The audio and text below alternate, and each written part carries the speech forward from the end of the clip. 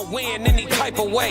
That's a parlay you can take to them. I'm having that aura, I got that glow. They hate it worse when they know that you know. Walk in the room like I'm covered in gold. I used to suppress it, was about to implode. I used to suppress it, was about to explode. Sore thumb in the room everywhere that I go. Black sheep for the fam, used to think something was wrong. Took a little time to realize I was chose. Took a little time to realize I was special. Ever since birth, been a cold under pressure. Wanna be great, gotta do a little extra. That's why I grind with obsession. Everything about me irregular, everything about me is pressure. Maximum effort, no box left unchecked on the checklist. No stone left unturned, mash on the gas and etc. Or farming hoe, I'm up in rank. Step in the room, they paved the way. I get treated like a milli tank. Southpaw like I'm really tank. I do things that they really can't.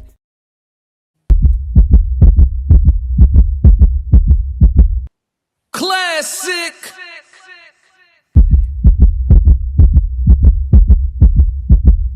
I'm only gonna do this once.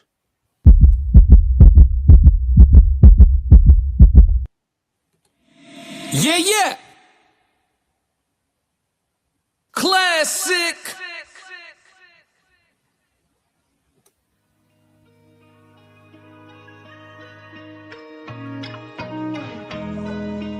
I seen people be so fickle, nothing surprised me. Double-edged sword though, cause it'll have you looking at everybody sideways. Shit. Look around, don't know who to trust. Nah, for real. Lately I've been paranoid, I gotta chill. Ask me how I feel, think I'ma tell you not for real. But I grind like I'm still unfulfilled. Ain't satisfied till I touch a certain M's. Can't say the number, they applied against my plans. I'm turning up, dog, this one for the jump. Come to these bars, I only play above the rim. Yeah. Lost with the corduroys, really came to get buckets. Purnell with the defense, too slick, you can't touch me. Bud Crawford on offense, I'm unassuming, but I'm really punching. Underrated, I'm starting to love it. Stacking days, I'm stacking the budget. When I win, ain't none of it lucky. Tapped in, I got it from nothing. Stay ready, preheated the oven, just did a theater. I'm still in recovery. Therapy team, they really love me. They'd kill me if they knew I was young. High speed chase, I had to punch it in front of thousands. I started with hundreds. Don't really see no competition, this look like a luncheon. Suggest you let me mind my business, catch you if you lunching. They love you all these years, but at the end you wasn't nothing. Look around, don't know who to trust. Not for real. Lately I've been paranoid, I gotta chill. Ask me how I feel, think I'ma tell you not for real. But I grind like I'm still unfulfilled. Present with poise, but I really got no chill. Far as blood, it ain't too thick to get spilled. They think I'm too cool to click, not for real. God ain't done with me yet, dog, I gotta heal. I ain't no run of the mill. Had to surround myself with steel. Yeah, I've been sharpening steel.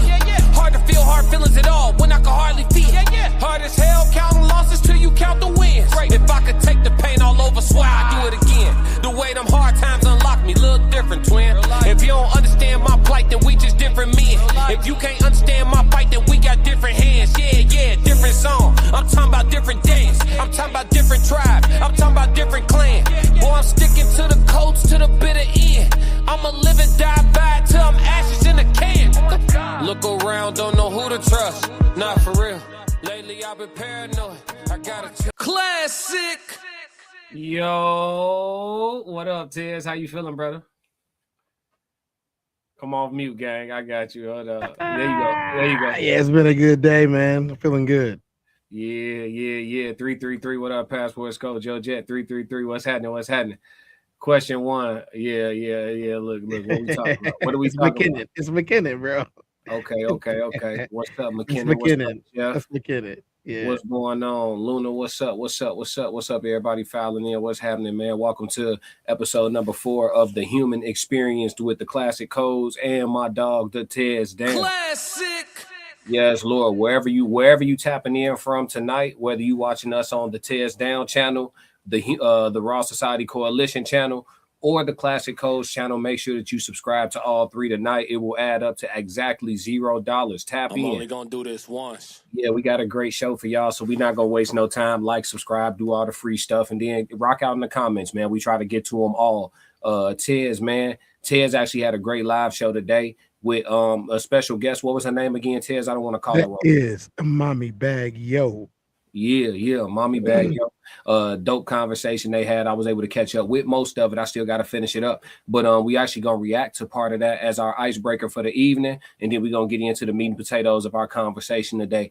But yeah, man, it's the human experience. So stick around for the stories, the humor, the real talk, all of it, the wisdom. And like my dog Ted said right there in the chat, don't forget to hit the like button, y'all. Turn us up, man. Even if you just passing through, turn us up. So we're gonna begin with We're gonna begin, like I said, with a segment from the TezDown, actually. So you're gonna see him twice, double time on the screen right now. And he actually asked his guest today. Shout out to Roxy in the chat. What's up? Tez actually asked his guest today a dope question. So we're gonna get into her her response, and talk about it. Let's go.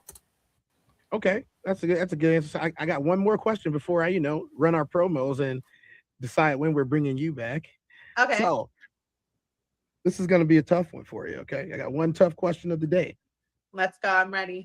At what point do you decide that you no longer want to be independent and that you want to submit to a man? Okay, that is a hard question. So I really like the way you phrased it though, because it's like kind of when I decide. I like that you put that in there because it would be kind of like when I decide. I would have to see like the man that I'm gonna be submissive to is gonna be able to even take control, because you don't want like someone who like you barely know and he's saying he has it and he needs this and that from you, and then turns out like that they were all cap, and now you've got to be independent, but also like have now like that extra like hurt or whatever, whatever may come with it. So it would kind of have to be just, I would have to see consistency, financial stability, and just like, respect and love and commitment. Okay. So last night on our women's queens panel, you were a little bit busy, but last night on our I'm sorry. It's all good. Last night on our women's queens panel, I introduced what I believe is a code that's been cracked.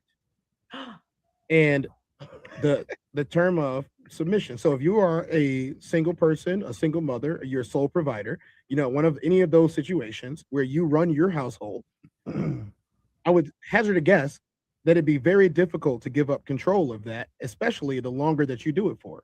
Yeah. Ain't nobody paying your bills but you. You gotta work. You gotta up that money. The kids say they want something, it's up to you. The animals want something, it's up to you. You cut the grass, you take the job, you wash the floors, you do all the laundry, and then you go to work and make all that money, and then you come back to the kid that's complaining about not having Voltron in their room. So you go and you get Voltron. So what I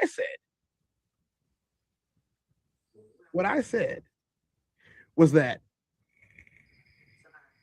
the single mother, the longer that she's single, becomes the leader permanently. Yeah, absolutely.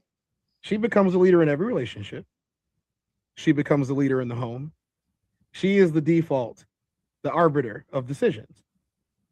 And I think for one, let me say that I think every man needs a leader. I don't think men, no matter how mature they are, I think every man needs like a mature, like, I don't want to say a mature woman, but like they need that like mother role in their life.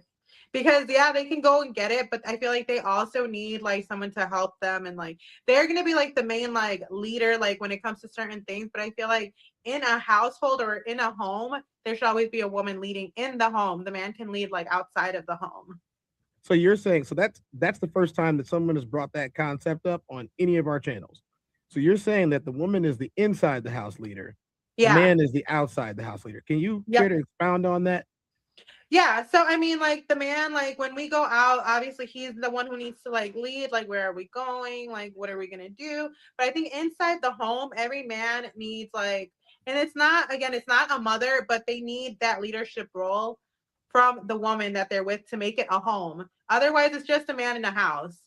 But once they get that woman in there and they have that like guidance from a woman, like, oh, let's decorate. This is what we're gonna have for dinner. This is gonna be like our everyday routines. Like I feel like men need that, because for them, they're just kind of like, if you tell them to go do something, they'll do it, but you have to tell them, like, what I mean? I think what you're describing is being a homemaker. Yeah. All right, we'll stop it right there. Yeah, Ted. So how did you want to piggyback off of this? What up to everybody sliding through the chat? He said, Classic taking notes. No, I'm not. I did great. Flip 333. What up, Roxy? The Gasp. Yes, I watched the tape, coach. I had 40 points, 10 rebounds, and 36 assists. I don't know what you're talking about. Soul said, see how he set her up with the elaboration. Yeah, I did too. Joe Jet, what up? Souls of Thought 333. Roxy, a caring, nurturing side of the woman can do the leadership within the house. Type shit. Souls of Thought. I'm finna talk. We finna get into what she said. Souls of Thought said he led her to her own grave, but he dig with her. Yeah, that's cool. Hey, I had 30, 30, and 30. You know what I'm saying? Straight like that. Yeah. Classic. It's a triple, right? Yeah, I watched the tape, coach. Never done in history. I watched the tape, coach. Triple. Yeah. The other team said I had 50. You know what I'm saying? Dang. Yeah, but look, Tez. I disagree with everything she said, but great conversation. You know what I'm saying? I am always here to receive additional perspectives. You know what I'm saying? Like I always say, we communicate to understand, not to agree. You feel me? Here's a question. What didn't you like about what she said? I mean, listen, the way she said it was pleasant. She was pleasant to listen to. Like, you know what I'm saying? But the man is the leader, period. In the house, out the house, in the garage, in the driveway, on the side of the house, on the porch, in the den, in the attic, the basement. He the leader. I don't know what we talking about.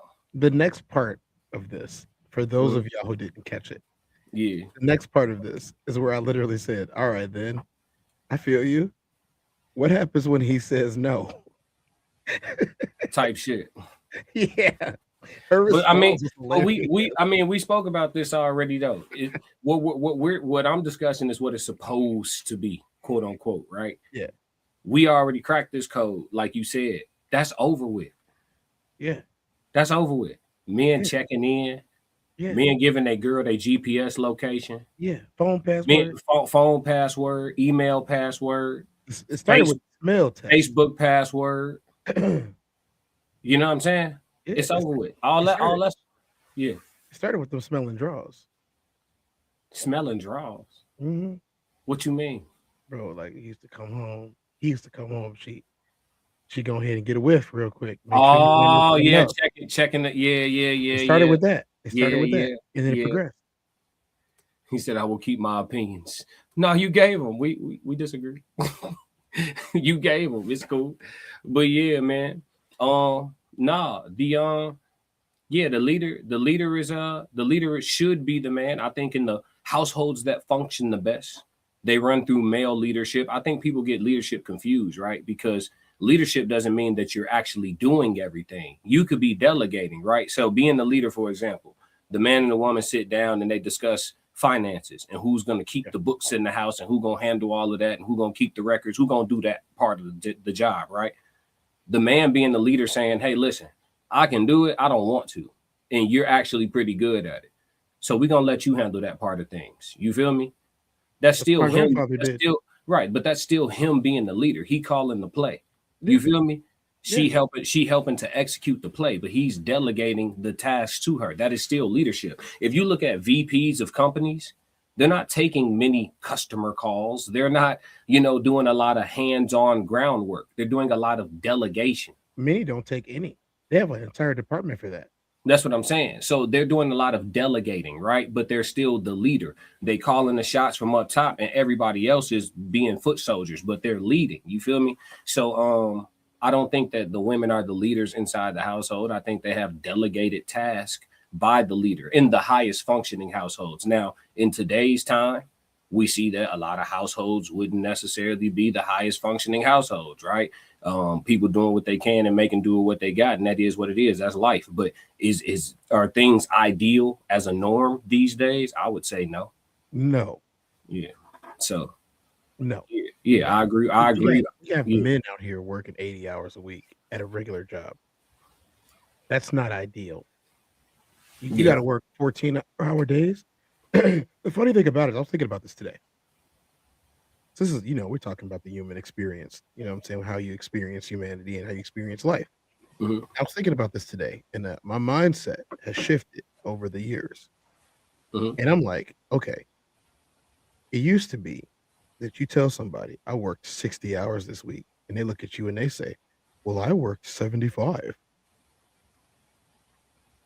But both of y'all are failing to realize that you just gave away a big chunk of your life for what amounts to a check that's going to cover your bills and probably your bills only for the month. Even if your next check is play money, you still have to think about the fact that these exact same bills that are also man made are going to take that money that you just made. So essentially, when you get to the end of your life, you ask yourself, I spent 20 years paying for a house that I no longer live in. And I justified it by giving away my youth and my strength and my time away from my family for ultimately things that cannot extend in my life. I would give anything now just to have 80 of those hours in my youth back. That is a very uncomfortable part of adulthood that I think, I don't know, indoctrinated into people. It is not a flex to work 80 hours a week. Don't get me wrong. It is admirable. It's admirable to say you're putting in all of this work. It's admirable and all of that's great. But 80 hours doing something that you don't love, you're giving away prime hours out of you, prime weeks, months, years of your life. It's something that ultimately will never serve you. So when you say to one of them, I can alleviate all of the things that don't serve you if you serve me. By doing that, I'm also serving you, but it's the way that it sounds to some people. For some people, it's about how it sounds, not about Mm. what it is. I focus less on how it sounds and how it is Yeah. because some things sound really, really good and they be really, really bad. Mhm. I'm not trying to be in a situation where things sound really, really good, but they're really, really bad. I'm tired of that part of life. I don't want to do that anymore. Mm. Yeah. But yeah, you asked me what I mean, you asked me what I disagree with what she said. I just disagree with the whole leader in the house, leader outside the house. But at the same time, I disagree with it by just listening to her words. But if I'm understanding her sentiments, I can't necessarily say I disagree with her sentiments. Like, she's, at the end of the day, at the root of it, she kind of was discussing gender roles and delegation of task and duties, which is normally, again, you can sit down and collaborate on those decisions, but where there are forks in the road, who has veto power? That's what the next part was about. I said, Right. "What are you going to do?" when he says no? So that I mean, I will say, and this conversation has maybe further enlightened me in a way.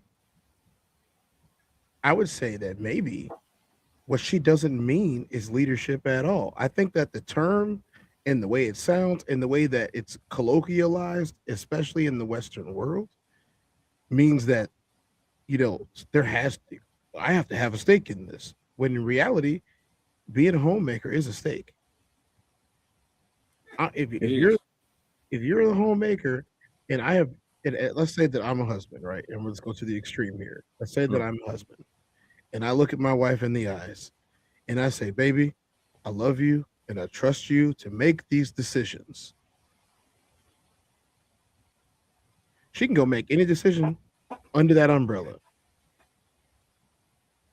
and she can even take credit for making those decisions. But I believe what you're saying, and what I believe to be true, is that at the end of the day, I sanctioned it. Yes. This is exactly what I'm saying. So it's a perception problem. The Yes. perception is that being submissive is not the same as being subservient. Right. And I believe that when we talk about submission, the average person, including the male, expects subservience when submission and subservience are not the same thing. Mhm. But I'm the one that's crazy. No, I mean, shoot, like I said, at the end of the day, sit down, watch Coming to America. You know what I'm saying? The first Coming to America with your girl or the woman that you courting. And at the very beginning of the movie, when he tells her, jump on one foot. You know what I'm saying? What did he tell her to do? She was like, ooh, ooh, ooh, He said, jump on. I want you to jump on one foot, and then I want you to bark like a dog. Yeah, bark like a dog. Yeah, she woof, woof, woof. And look, a smaller dog. Hey, look, and when you watch that part with your lady or the chick you courting, and you start dying laughing, when she look at you and say, that's what y'all want, ain't it? When she look at you and say, that's what y'all want, ain't it? You look at her squarely in the eye. You know what I'm gonna say? Because I've said it before. Say yes. Listen.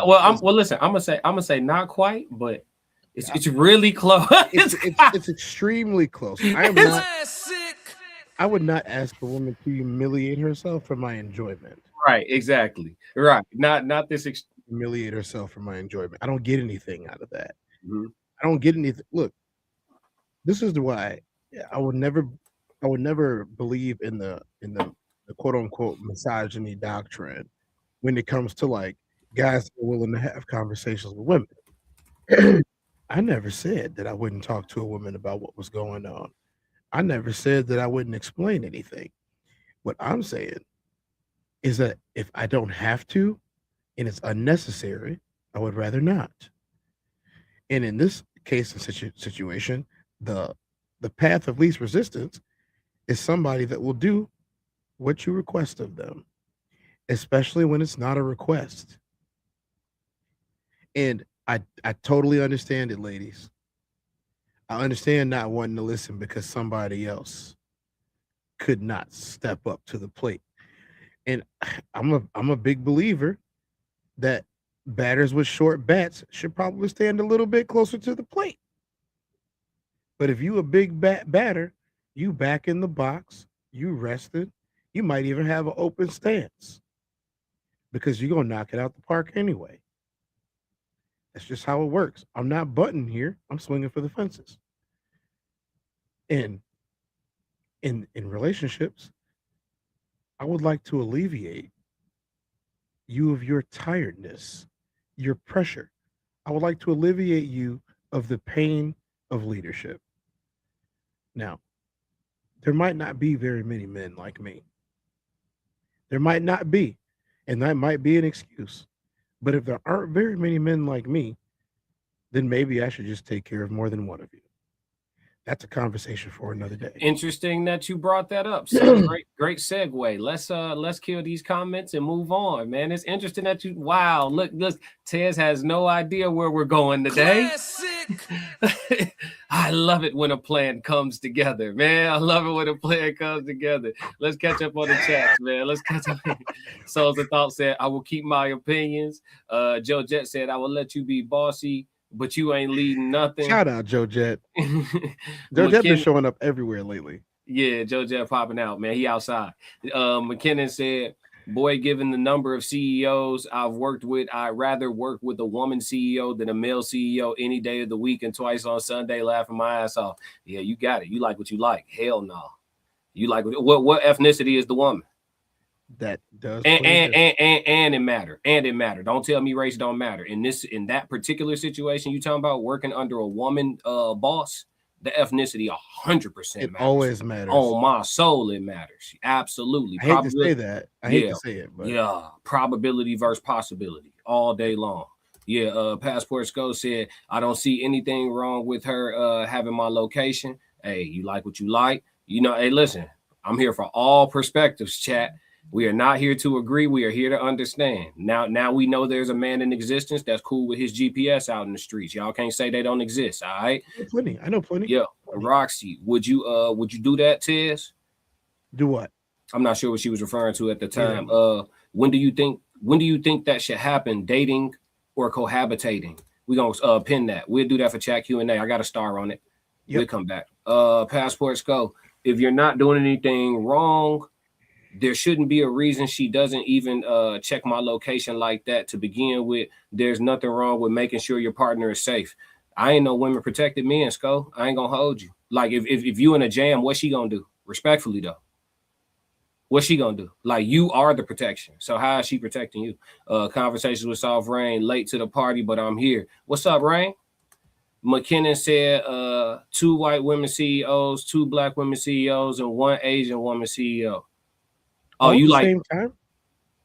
how you got all them CEOs? How, like you must be a I mean, McKinnon is must in be a- marketing. I was gonna say you must be a contractor or some type Yeah, of sales. McKinnon Yeah. is in marketing. I mean, Yeah. so McKinnon, being someone who has a marketing background as well, I got a lot of backgrounds, guys. Stop asking questions. But I will say I understand McKinnon's standpoint there, and it's more about the when it comes to marketing, marketing is geared towards women. All of it. Mhm. I hate to say that, guys, but women spend money at a clip faster than any of us could ever imagine, more than the rappers. Facts. You know, the entire economic model of the United States and capitalism in general is based upon marketing towards women. It was not it was not for men. There was entire companies like Sears, Roebuck, who made billions and were one of the Fortune 500 companies for over 100 years because they marketed to women. Yeah. I mean, I'll just say this in response to like what we talking about as far as the CEOs. It's a difference between working with them and working under them. So, like, if you work a job where you deal with CEOs, but you're not a superior to them, right? You're not under their umbrella. You're dealing in sales, and so you go in and talk to them about doing some numbers and doing some business. That's different from being a subordinate. So that's your POV a little different. So I can see where you come from. I So I can see do where you not coming from. mind when it comes to sales and Yeah, and for marketing. sure. Yeah, They are so much easier to deal with sales and marketing because yeah. they buy without question. That's agreeable. That's agreeable. Yeah, And women are a little bit looser with other people's credit cards. they buy. I'll tell you this much right now. This the company card. Swipe. Who do you think? Now you know I run a small sales company. You know this. We talked about this. In my business of sales, when I'm selling my stuff, who do you think buys more from me, men or women? Probably women.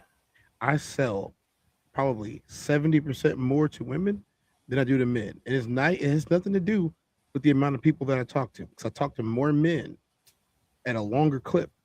And I'm telling you, the women will buy, bro, and they buy in bulk. Yeah.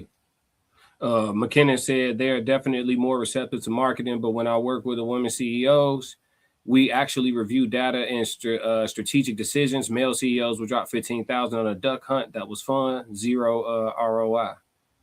Hey, That's that decompression cost. We talked yeah, about that in one of my shows. That's decompression cost. yeah. I'll cover that in the code language too. That's fire. Laughing my ass off. We do like to shop, but I, for one, only do when life ain't being disrespectful and a budget safely allows. Only even spent my own money. I feel that. McKinnon said also 2 of those women CEOs I worked under, 1 black, 1 white, in hygiene and 1 in construction. Great places. Hey, that's what's up. I got horror Yeah. stories for that, but it's a little off topic for the night. But yeah, I got horror stories for that. We're gonna come back to Yeah, it. mine weren't CEOs. I think the Yeah, CEO is a different level. yeah. Thank you for being a part of the conversation, though, for sure. We appreciate you. Right. Chat 333 move. Supervisors and middle managers. You said supervisors and middle managers. So I've never worked under. I don't think I've ever worked under a woman CEO. I have worked under supervisors and middle managers. Like even the upper middle management is still middle management, and you can tell. Hmm. And it wasn't very pleasant for me for a couple of different reasons. I think one of them had to do with the fact that like I'm not very personable at work. Whereas like, and I don't mean personable as in like I'm not pleasant. I mean like I'm not going to have a personal relationship with you on any level if I'm at work with you. Like if Hmm. I'm at work with you, we cool. Like I'll say what's up. I'll talk to you for a little bit, but like if you ask me like a personal question, you're not getting a personal answer. This is my job, and I don't want to be here, and I don't want to go hang out at Bennigan's or Chili's afterwards. Yeah. I feel you on that. Yeah, I'm going home. I've been at work for all these hours already. Well, I'm about to give you 2 more hours at Chili's. They're gonna think Yeah. we're friends. We're not friends because you can fire me. We're not friends. Yeah, there's nothing you're gonna say to me now. I mean, at Bennigan's that you couldn't say to me for the 9 hours I just spent here. You know what I'm saying? You should have got it off your chest. You know, whatever it Yeah. was. If you wanted to talk sports, you should have stopped me and told me, you know, fuck the Cowboys or whatever you was gonna say, and I could have told you I don't care. We got the money on. Because that's my response. You know what I'm saying? But yeah, man, I feel you, Tez. I feel you. Let's move into the. Not Go being a ahead. dick. Yeah, it's not being a dick or anything. It's literally just I have different parts of my personality, and I don't like mixing my work personality with my fun personality because I like the two to be separate. I like to be able to take work off. Like it's funny because we make jokes about me and work all the time. But when I take my uniform off, I'm not the guy that was in the uniform. I truly believe that. Well, before we move forward, you started off by saying you prefaced your statement by saying it's not being a dick.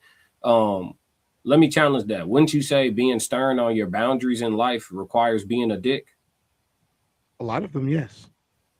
So why did you feel the need to like? I don't even. It rolled off the tongue. It seemed like it was subconscious. Why did you feel the need to disclaimer it's not being a dick before you I said think what it's you taken said? that way. That's why. Well, that's It's what it both. is. You It know, could it's be both, taken. bro. Well, If I'll say it this way: not Mhm. just the stern part of it, but a lot of that is the perception of disrespect in the behavior or the lack of valuing the situation of the people. I don't not I don't fail to value any of those people.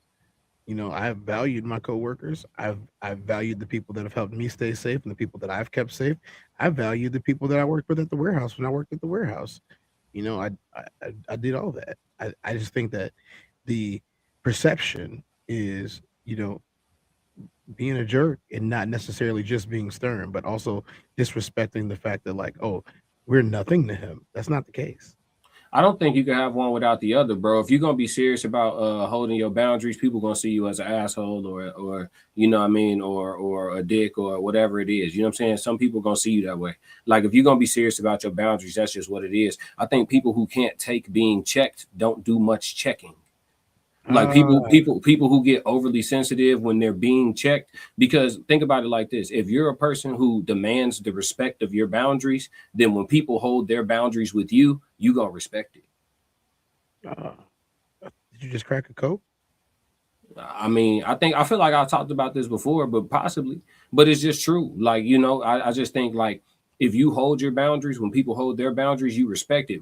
Before you're offended, you actually respect what they oh, you just drawing a line. I get it. Because look, why would I get offended? Because when I want to draw a line with you, I want you to take it as easy as I'm about to take it. You see what I'm saying? When Mhm. you like if I overstep with you, Tez, you be like, hey man, I don't want to talk about that. Hey, tenfold.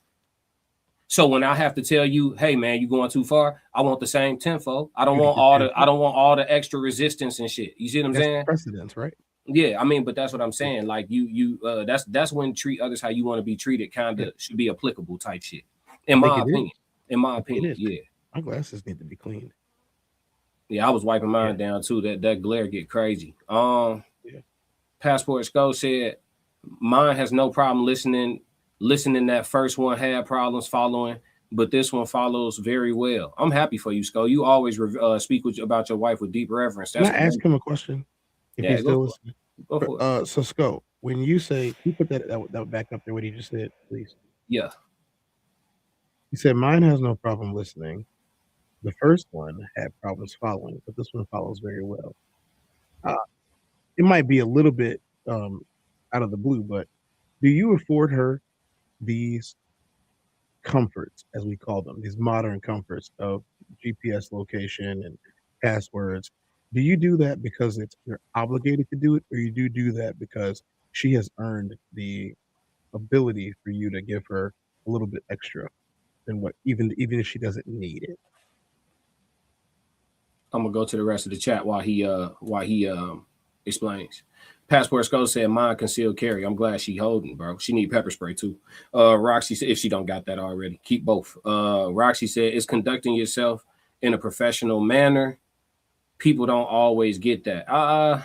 Roxy, I ain't gonna lie to you. That's a myth. Like every listen, let's just before we move into our next topic, we kind of in the middle just having some banter here. I'm cool with it. I got time. Tez, you got time. So I don't have anything to do. Yeah, we let the flow show. We let the show flow. But I can say this, Roxy. In every single workplace, they fucking. Every one of them. Every workplace. Every one of them. Jewel Osco, Walmart, the corporate office, the warehouse, the UPS workers, the drivers. Every one of them. The truck drivers at the truck stops, the every single working industry, they fucking. Anytime there's fraternization, men and women work in the same proximity, it's going down. Now, listen, does everybody participate? No. Absolutely not. No. Some don't because they can't, and some don't because they don't want to. But in the environment in general, it's up there. You know what I'm saying? It's up there. The schools, your kids' schools, the teachers, they up there hunching. You know what I'm saying? It's natural. It's happening. Yeah. Roxy said they might, but not me. No, for sure. Like I acknowledge it's not everybody. You spend 55 plus hours with anybody, they gonna get upgraded a couple points. Yeah, you definitely have people who go to work, get their money, and go home. For sure. That exists for sure. Spray these, but they're good for now. Yeah, you cool. It's much better though. But yeah, man, so it is what it is. Let's I think we got a smooth transition here. Let's move to the next subject. We got a TikTok video. This brother says that men actually are complicated. One of our favorite things to say on YouTube is how simple we are, right? Men are simple and we don't desire or require much. Well, this gentleman has a different take. Tez has not seen this video in its entirety. I've seen about half of it, but this is about to get interesting, chat. Let's roll. We watching it. Men now. are very complicated. Go ahead, Tez. Sorry. We watching it now. Oh yeah, let's get it. Men are very complicated. Men are very complicated. And it really bothers me that so many men have adopted this lie that men are simple. And ladies, all you got to do is a little bit of this and a little bit of that and a little bit of that and a little bit of this. And that's all we need. We simple. We don't ask for much. That's a lie. That's a lie from the pits of hell. Because you have a lot of women out here that's willing to do the simple things, but that ain't enough. You're going to find a way to F that up. You're going to find a way to F that off. And it bothers me how we have so many men that will try to say men are simple. We don't ask for a lot. But then you try to justify needing more than one woman. Like, how does that work? Ain't one woman enough? I thought we were simple, right? I thought we were simple.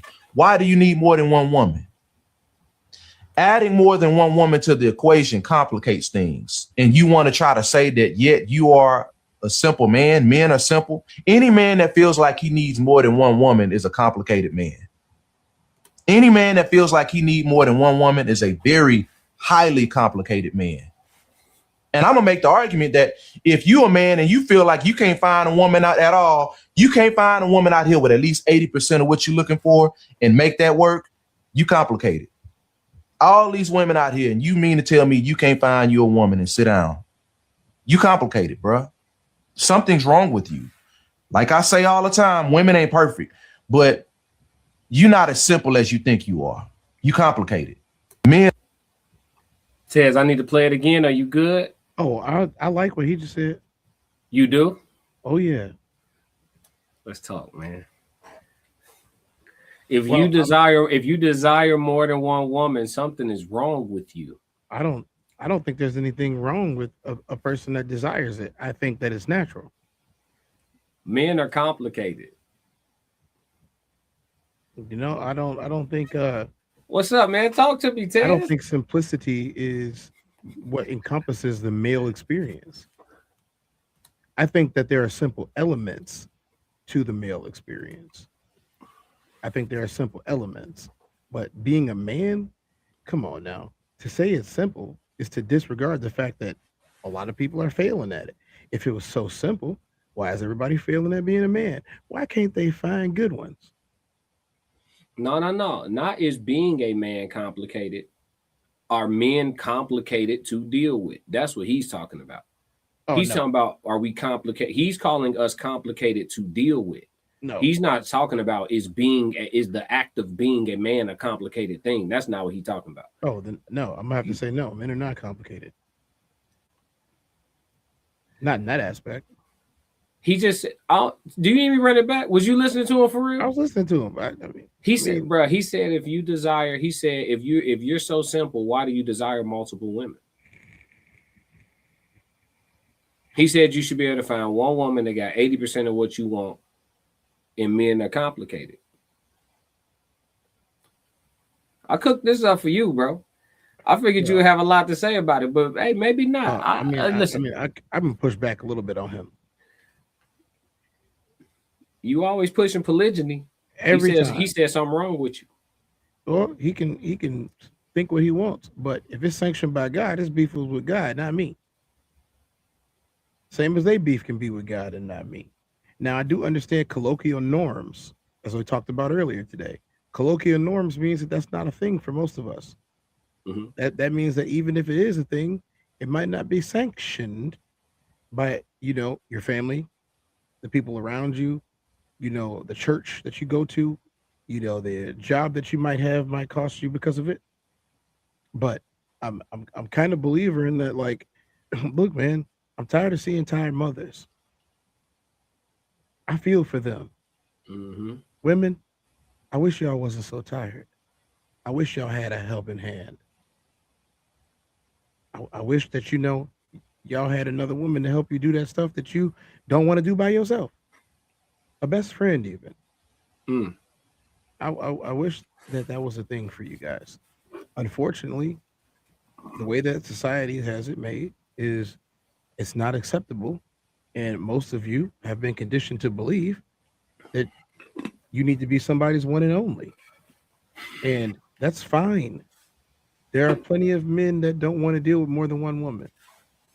There are plenty of men that will choose to deal with only one woman because of the colloquial acceptance that we've dealt with over the last, 70, 80 years, 100.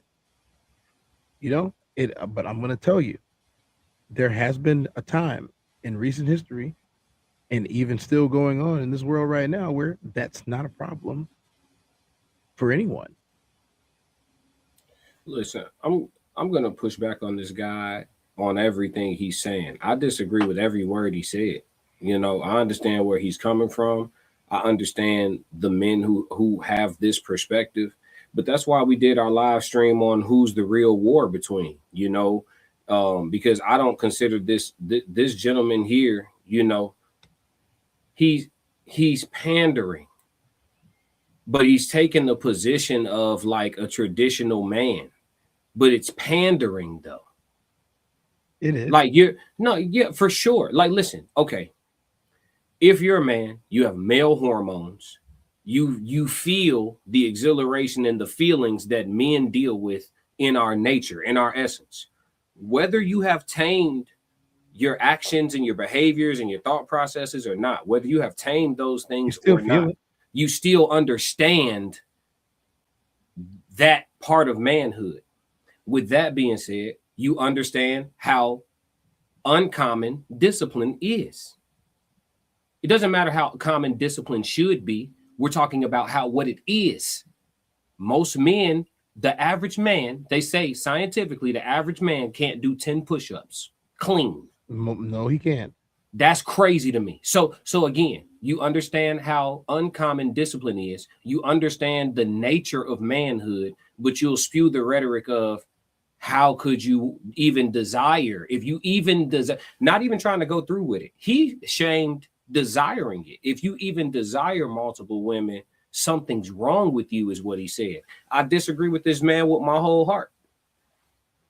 I disagree. And this is the crazy part. What about when your woman wants the help? What about when your woman saying, hey, you ain't found a sister wife yet? Oh, he ain't think about those women. He didn't know they exist because he's pandering for the poom poom, so he never met one of them. Classic. Hey, I'm gonna tell you something. I had a situation.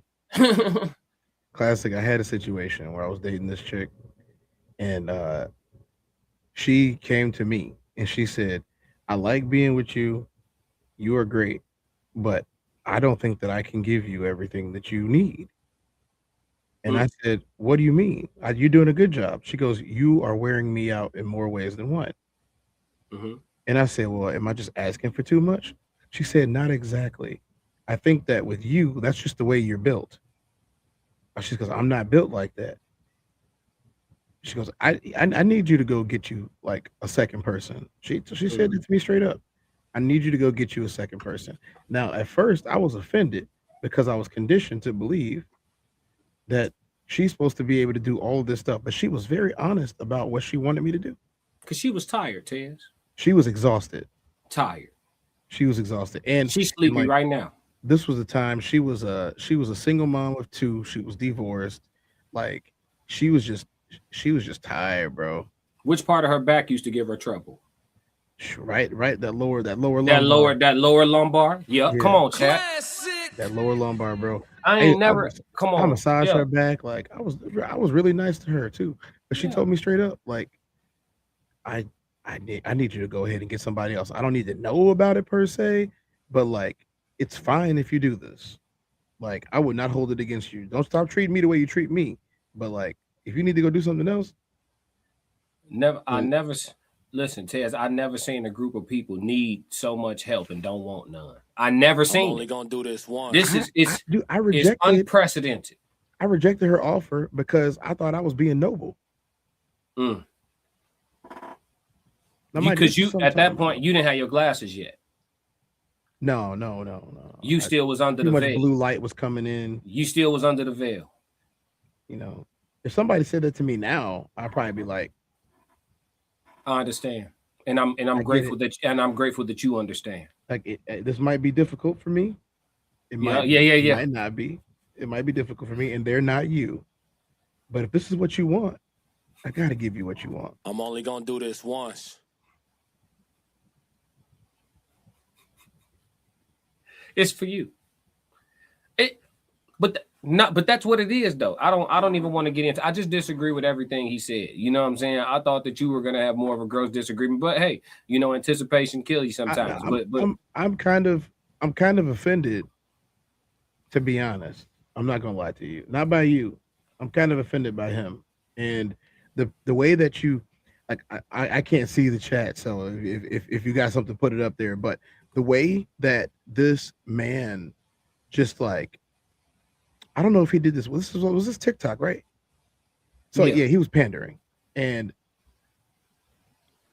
listen, I totally understand societal norms, but I also understand what worked forever until societal norms changed.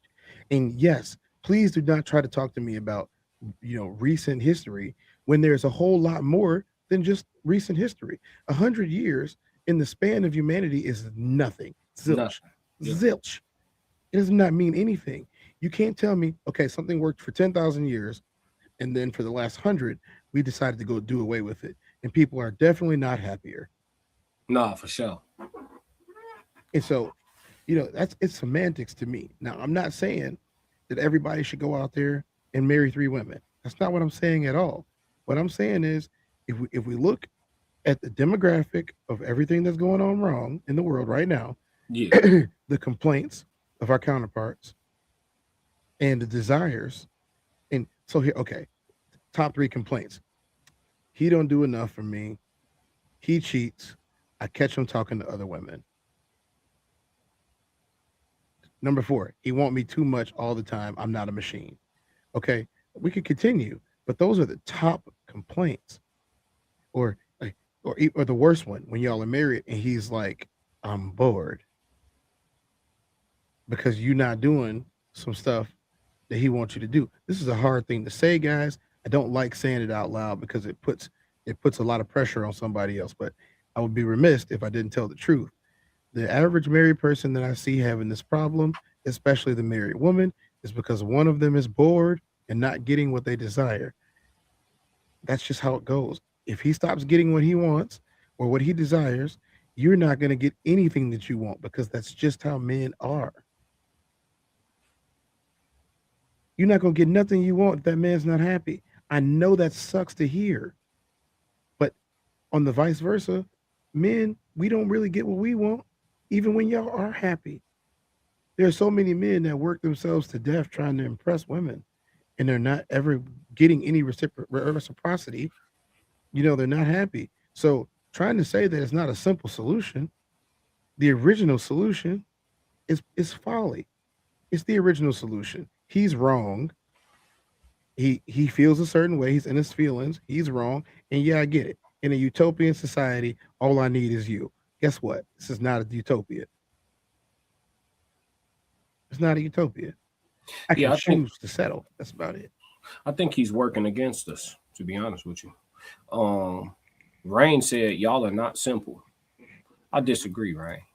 Passport Skull said, yes, she earned it.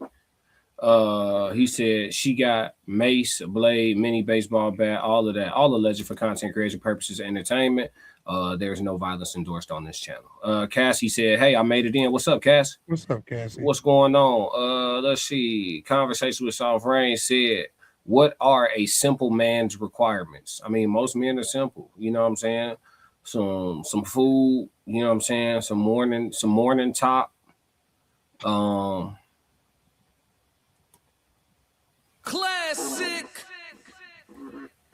That's about it, man. Some food, some morning top, and just know when to be quiet, know when it's a good time to talk. That's that's really it, Yeah, don't over complain. Indigo, what up? Yeah, I sense pandering. Who actually is his audience? I don't know that he has a big audience. That's crazy. I don't know that he got a big audience. I had to look into it. Besides morning head per classic. No, if you covering that base, that's a good foundation. You know what I'm saying, Soft Rain? That is an excellent foundation. That's a great foundation to start with. It's hard to be upset after that. Yeah, it's very difficult for the day to go awry, if you will. But yeah, man, I disagree with Buddy, but I thought it was interesting to find a man to call men complicated. Maybe he's complicated, but he's gonna have to speak for himself on that one. But we appreciate the perspective. It made for some good conversation. We gonna move, man. Moments that make men monsters. We gonna slide over to this was actually sent over by the TezDown. Shout out to my dog Tez. He sent this one over for us to review with our dog Channing. We like Tez. Channing, what's his last name? I forgot his last name, bro. Yeah. Channing. We finna tap in with bro. And she said per classic. That's funny. Yeah. Oh yeah. Morning. Yeah. Just get him situated, and then all else, everything take care of itself from there. If you start the day well. Yeah, I truly believe that. All right, let's see what bro talking about. Oh yeah. Yeah. You sent this to me. Yeah, he dope. Monster. Mm-hmm. Because I didn't have a name. I didn't go from King to Kmart. Yeah. But like Fred said, if you meet me, I'm a nice dude. If you don't know me, there was a time because I told a story before to them when I got locked up one time for fighting. Just you call me a bitch in the club, I'm punch you in the face. For sure. I'm sure you go by that. if I come from Atlanta, I got to Gainesville, go to UF, and they'll call people bitches just real willy-nilly. Call me a bitch, I'm gonna punch you in the face. And I get locked up. Yeah. And when I get out of jail the next day, I read in the Alligator, the student newspaper, they should lock him in a cage and let him out on Saturday morning to play football. And bro, I remember at that moment, I know in my mind, I got to a point, I was like, man, the hell with what everybody thinks. I'm gonna go out here and bust some ass on the field, and I'm not caring about nobody's opinion of me for the rest of my life. That was my turning point. So I think that's when my monster was created. I call it the monster. Mm-hmm. Because I didn't have a name. I didn't go from King to Kmart. Yeah. But like Fred said. Let's talk about it, Tez. Moments that make men monsters. I thought this was a unique one that you sent me because this one didn't involve a woman at all. You know what I'm saying? Yeah. Oftentimes on our platforms, we talk about men's dealings with women and how that can turn them into monsters and things like that. But his story didn't involve that at all. It involved him seeing the perception of, the perception that his behavior, begat him, and him making a conscious decision to want to do something different. But by him talking about being a monster, he's referring to it in a productive way, a positive way. Mm-hmm. Right? I became focused and I became a monster about my goals. You know what I'm saying? This was interesting. I think it was a unique take on the concept of men being made into monsters. I'll start on this one and just say that I think that any of the rough patches or hard times that our poor decision making due to whatever leads us or get us, I think can make us positive and productive monsters if we just learn to transmute the energy. Because that's all he did. He's talking about energy transmutation, right? He read the way they discussed him in that newspaper and he didn't like it. And he took that emotion and used it as fuel to go be great versus like fuel to be mad at the world.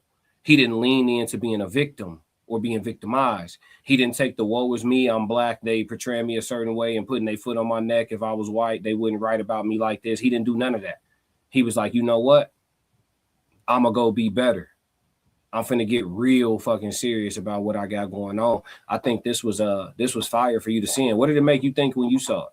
What made you send it? Well, I mean, it's just that. Like, there are so many things in your life that should be negative, and you could turn them into W's. You could turn them into, like, okay, for example, right? If I have a chip on my shoulder for whatever reason, let's say I had a chip on my shoulder since I was in high school. Let's just start there because that's where most chips develop, right? I got a chip on my shoulder since high school. The guy that they was touting above me didn't do nothing in the sport. And I had to go out there, start in D3, work my way up, go to camps, unsponsored, all of that. Some people might say, well, that's so sad. Well, is it sad after I made it? Or is this just part of my origin story? Like, I had to do a lot. Any man would have to do a lot to get where he wanted to go. But how bad did he really want it? And sometimes you got to turn the up if you want to get where you think you should be. The road less traveled is the road less traveled for a reason, but it's still a road, and you had to drive it. But it's got it's got potholes, it's got brush. You might have had to jump a river or two, but it's still a road, and you still gonna get there. And you just got to be a lot. But by the time you get there, you're gonna be a lot stronger than the guy that had the smooth pavement. You're gonna be a lot stronger than the guy that had the smooth pavement. The silver spoon, so to say. His bones are made of glass. Your bones are hardened. Your wits are sharpened. You're gonna be a little bit sharper than the guy that didn't have no opposition. So when you lose, and you will lose. When you lose, you're not about to cry. You're about to come back next week and say, you know what? Like you just said, I'm putting up 30. I don't care if I got to put up 30. I have to put up 30. Yeah. Well, I got beat 28-26. I got to put up 30 this time because he put up 28. I got to put up at least 30. 30 might turn into 40. 40 might turn into 50. 50 might turn to 60. It might turn into the Hall of Fame. But woe is me is never gonna put up numbers. What's a situation not involving a woman where you feel like it made you into a productive monster? I got fired from my job. Mm-hmm. I got fired from my job right around the time that the pandemic was starting. Mm-hmm.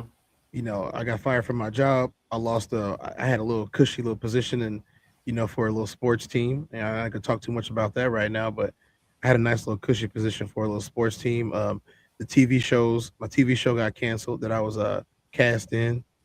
The movie that I was in wasn't going to come out because they couldn't finish it. I wasn't making anything. And I was like, I'm backed up into a heart. I got a brand new baby. Like I got a whole house to take care of. Like I worked my way all the way up to get all this stuff. And now we ain't got no sports. They definitely don't need my type of player when we ain't got no sports. I got to figure out what I'm going to do next. And so I took a lot of tests. I got a lot of training. I got into a field that, I had previously been in, at a different part of my life, but, I got in there and, I was unstoppable and I made a lot of money. I was able to move. I was able to buy new cars, and now mind you, possessions is not the moral of the story. The moral of the story is I was able to provide because, I got serious about I'm not losing. I might have lost the quarter. The game's not over yet. You whooped my ass that quarter. Yeah, you did. Life, you got me. You got me. You might have knocked me down twice in the second round too, but you knocked me out. I gotta come back a little bit stronger. Hey, put some of that ice down my back. You know what I'm saying? Put some of that ice down my back. Let's go ahead and reset, recharge. Digging deeper than I ever dug before because you ever got knocked down? No. I'm gonna tell you, like I ain't never got knocked not down yet. in a fight. Well, in football, but not in Yeah, boxing. well, your football counts. I never got knocked down in boxing, but in football, I got knocked down. I got knocked down in football. I done got cracked. You know what I'm saying? As they call it. Yeah, me too. You know, I done had the blind side hit, when you didn't see coming, the one you couldn't brace for. For sure. And it feel like somebody just, flipped planet Earth upside down. Yep. Feet fly off the turf. Yep. You don't really know where you at. You know what I'm saying? Like it take you a second to get your bearings back. Yeah. There are some guys who get hit and they don't get up. But the guy that got right back up, the next play, he putting somebody else down, or he might score. Or if you're on defense, you best believe somebody about to feel what they just did to you. Mm-hmm. You know this very well. No, you know this very well. For sure. I'm gonna get your jersey number. Y'all didn't let me get away with nothing. I just got to get your. All I need is your jersey number, bro. Y'all didn't let me get away with nothing. Hey, listen, it's fair game. I just need his jersey number. Who was that did that to me? Hey, coach, what's yeah, up? It was 6. Okay, I got you 6. That mentality, while it sounds, well, isn't that revenge? No, this is fair game. That's part of the game. Yeah. And if it's part of the game for me to get knocked down, it's part of the game for me to knock back. Yeah, you fucking right. Ain't nothing meek about it. Yeah. Oh yeah, I turned the other cheek. That's so I could dodge the slap you was trying to throw. Don't worry, I got an uppercut coming. Bet you won't do it again. And if you do, better knock me out permanently. Yeah. If that don't happen, it's boss up time. Time to unleash the monster, unleash the beast. Let it out. Let it run wild. Take yourself off the leash. Yeah. You gotta succeed, right? Yeah. You have to. What other choice is there? Why are you even playing if you don't want to win? Did you burn bridges while your monster was being productive? Did you burn bridges? Yes. Ain't it crazy how that worked? Bridges that I never really wanted to burn, but I had a choice to make. Keep these bridges and stay exactly where I'm at, or burn these bridges and elevate. And I will tell you again, elevation is the goal, and I've never been shy about it. The goal is elevation. I don't want my kid or children to experience what I had to experience, what my grandparents had to experience, what my father had to experience. I don't want that for them. And if I can do anything within my power to make sure that they don't, that is what I'm going to do, even if it means running you over. I'm positive you've had multiple moments that have made you into, a monster in the way that we're speaking about it. But I appreciate you sharing one of the ones that you're willing to share. I'm sure there's, multiple. I'll share one of mine. I could say, I'm just picking one because there's multiple for me as well. But one of the ones I'm willing to share is sports, man. I think that how my sports career played out overall, it turned me into a very productive monster. Just and not even this ain't no woe is me and no shit like that, but I just summarize the shit. If anyone ever, well, Cortez, you can actually vouch for this. If anyone actually only ever played against me wearing my high school uniform, they've never seen me play basketball. Anybody who's ever hooped with me in an uncontrolled environment, we just hooping. It's no coach telling me if I do this or do that, they're going to sit me on the bench and shit like that. No shackles. We all free to do what we want out here. Then you've seen me play basketball. And rec B class was different.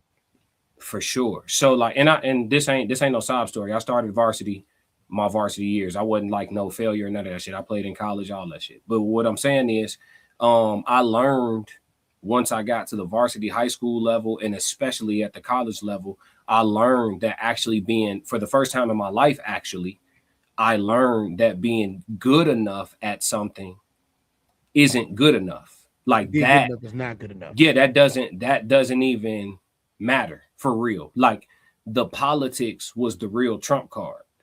And I learned that like the hard way. And it's crazy because I saw, looking back at it, hindsight is so crazy because it's 2020. I saw a lot of other people have to get that realization much younger than I did. So up until that point, I was always big for my age. So when I started playing football before basketball. When I started playing football, I always played up because I was bigger than the kids my age. So I never played with kids my age at all. At no point at all. When I got to high school, I got moved up. I never played with kids my age in football. You were on the freshman team for like 2 weeks. Yeah, that's it. And I was gone. Shit was over with. Like As soon as they sent, because I went on vacation, I would have never played freshman. I went on vacation. When I came back from vacation, I practiced with y'all for like 2 weeks, and they was like, "Yep, you gone." Went straight to JV. Yeah, shit was over with. I never played with kids my age. That shit was like slow motion to me. You feel me? So, and this ain't even to toot my own horn. So what I'm saying is, up until that point in my life, being the best player at your position on the team got you the playing time. That was it. It was cut and dry. I show up. I show I'm the best. I play. That's it. When I got to varsity high school, I started, right? But the turbulence throughout the varsity years, and then when I got to college, it showed me like being better than the people in front of you don't even matter at this level. It doesn't matter. He a junior. He starting. It don't matter. Before you even step foot on campus and move your draws into your dorm room, it don't matter. He's starting. Yeah, bro, he's starting. It's his spot. I don't care if Michael Jordan show up in this bitch. He's starting, bro. It's his spot. Like, it don't matter. And when I learned that politics were the trump card, and like your work ethic, your skills, your ability to actually help the team in a greater way than the person in front of you, it's the wait your turn game. When I got hit in the chest with that shit, that's when I was like, all right, as a grown ass man, it's time to turn to, this is a metaphor, individual sports. You see what I'm saying? That's why I quit baseball.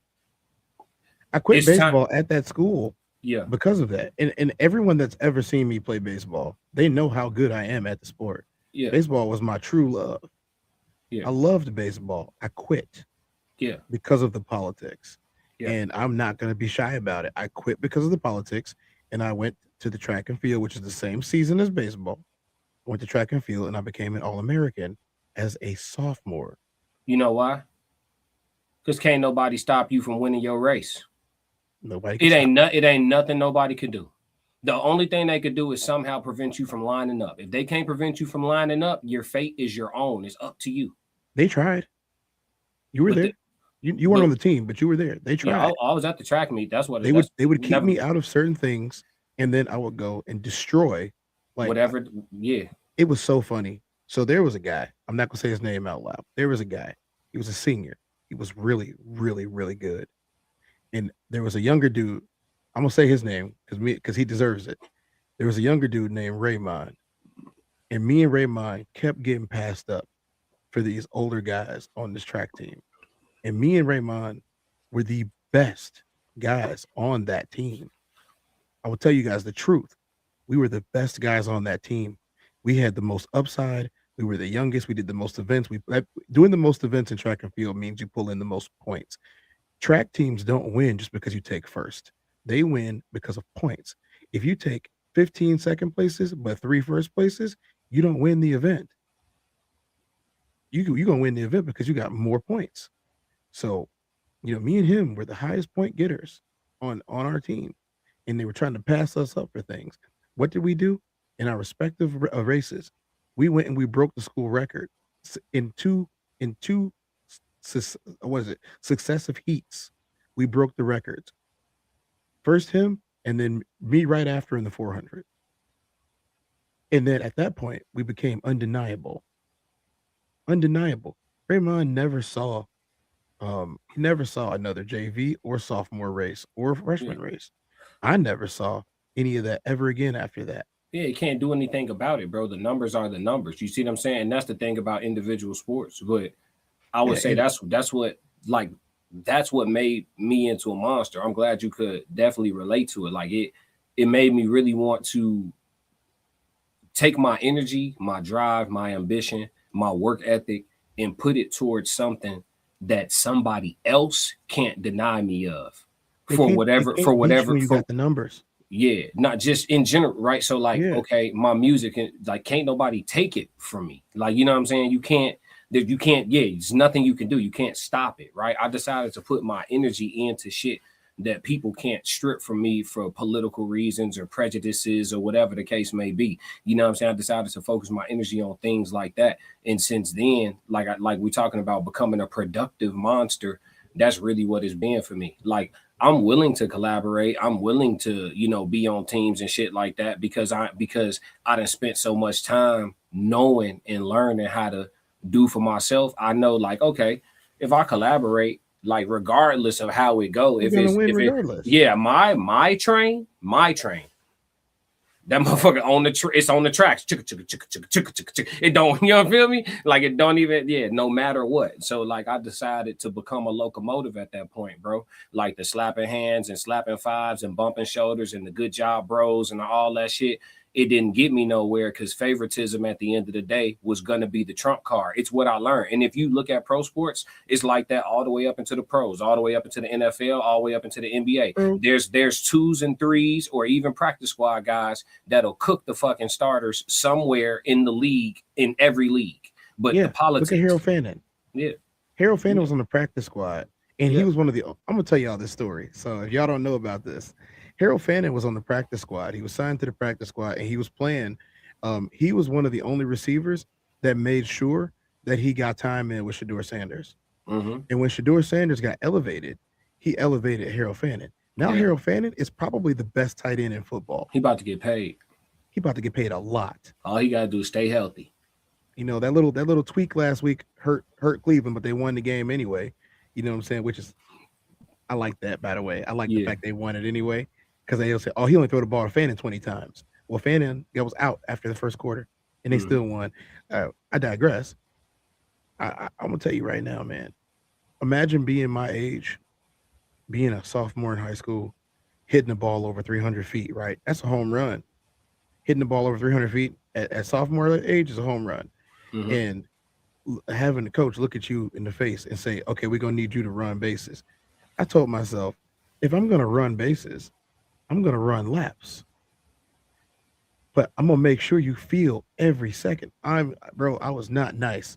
I made that team feel every second of not having me there. Mm-hmm. You want to put me on the bench? You want to put me as a pinch runner? These people want me to run. They're begging me to do it. They need me at this event. They know for a fact that if I don't run, we won't win today. Mm-hmm. Whereas y'all want to. Well, you can run sometimes, but my nephew he gets to play second base. Yeah. My nephew, his family's part of the booster club, and they've been donating to the alumni for 57 years. And who are you? Mm-hmm. It was funny. So, man, you opened up something here. My dad was a football player, and I have the same name as him, right? They used to joke during practice, and they would call me, "Hey, we don't even know why you're here, football player. You shouldn't even be over here, football player. Why? I don't know why you worried about playing baseball, football player." That was their joke. Mm-hmm. That was their joke, and I'm like, some of the best baseball players I ever knew was football players. Here, my problem was I actually knew them. I met those guys. They were my dad's friends. These guys, on the other hand, they thought they were being funny. My dad wasn't there. My dad was busy doing what dads do. You know what I'm saying? My dad was a man, y'all. I'm not talking no crap about my daddy. My dad was a man. He was doing man stuff. He didn't have time to be doing parlays and politics with these literally peons. He didn't have time for that. I learned a lot just from that. And I'm going to say I'm grateful. I'm grateful that they screwed me over. I would have loved them. I would have loved to play for the Cubs, bro. I still would. I love them. You know what I'm saying? You know that. But Yeah, let me tell you something. My life has been great. yeah. Passport Skull said was a dog for sure on the baseball field. Shit, I don't even. I'm gonna be real with you, bro. Skull I ain't remember even. everything, bro. Skull remember Yeah, everything. no, that's for sure. He been there every step of the way. But it's one of them things like shit. As far as like hooping football, like I walked away from sports gracefully, bro. Like I was done. That's one thing about me, bro. I told y'all before, I don't have issues with letting go. I No, you let some said you shit. was done. Yeah, bro. I will let some shit go. Like I remember the coach. I remember when I decided to stop playing football and just focus on basketball. The football coach took me out of class, bro, and brought me in the office and was like, "Do you realize that if you continue to play football for the next?" Because I was already playing varsity. That's what we trying to explain to y'all. So like, I was an underclassman. He having this conversation with me. He's like, "You play 2 more years of football. You can go to college wherever you want for free." That's what he told me. He's like, all you gotta do is just give me 2 more years. I'm like, man, I'm done with this shit. Hey, he was upset about you, bro. Yeah, it's Coach I H, don't know, Coach H, bro. he was upset about Bro, you. they was offering me. I shit you not, bro. They was offering me shoulder pads 6 games into y'all season next year. They was still, hey, come out today. You can start. Come to When practice you today. so when you left and we left, so mind you were still there, but we left to go to the you other transferred. school. Yeah. We transferred. One of the first things that I got asked, right, was how many of y'all Romeoville guys are coming over? Type shit. And it was funny because I told them, I was like, I'm gonna tell you straight up, bro. I was a complete asshole. I said they ain't got nothing to do with me. I'm worried about me. Yeah, for sure. I said all of them. And they were like, those are your homies. I said, those are my teammates. That's nothing to do with me. Yeah. I care about them on the field, but this is about my growth right now. It was game time at that point. Yeah. It was foundation time at that point. And I knew what happened if I clicked up. I still won't. Yeah, I feel you. But yeah, man, I think those moments make you a monster when you come to them gross realizations about like, forget how you feel that reality should be. You come to the realizations about like what it is, you know what I'm saying? And you got to make your adjustments if you actually want to succeed. You know what I'm saying? Lucky for me, I'm talented at more than one thing. It was able to make a pivot. But you know what I'm saying? For a lot of people who feel like this all I got and this all I could do, they find themselves in a stuck place or a sunken place. Yeah, for sure. What's going on, V? Good evening, everybody. What's happening? So yeah, man. V in the building. But yeah, not even. I hate to. And I'm grateful that we didn't make the conversation sound like. Well, it seemed like you still, you know what I'm saying, feel the way, but I don't feel the way, bro. I'm cool. Sports is sports, dude. Like look, in front of me right now. This is not even half of what I've earned in my life. This is a game from Hawaii that we just won. This is a game in Vegas. 2 Patriots rings and my Hall of Fame ring, and that's just in front of me right now. That's not even in my case. Yeah, that's just in front of me right now. I got my Hall of Fame ring and a bunch of other ones. This right here is enough for me to be like, I have no regrets in sports. Yeah. Without any of the other stuff that I got over there, without the World Games medal, winning in Greece, without the Grecian ring or the pendant, without any of that, without any of the pictures, without any of the fanfare, without any of the merchandise that I'm wearing right now. Yeah. You know what I'm saying? Without any of that, this is enough for me to be like, I have zero regrets because it's all part of the path. But the path that we started talking about from the beginning of this, the path has to be one that you understand that you can't be a pink powder puff walking on the rough side of life. Oh God. Yes, it was rough, but rough was worth it, was it not? I'm shining. V said without the belts, oh God. They over there in the corner. Yeah, but I feel you, bro. It's like sometimes it's just a different type of people. I always talk about it. It's a different type of people in the barbershop. You got the woulda, coulda, shouldas, right? And you got the I did. You know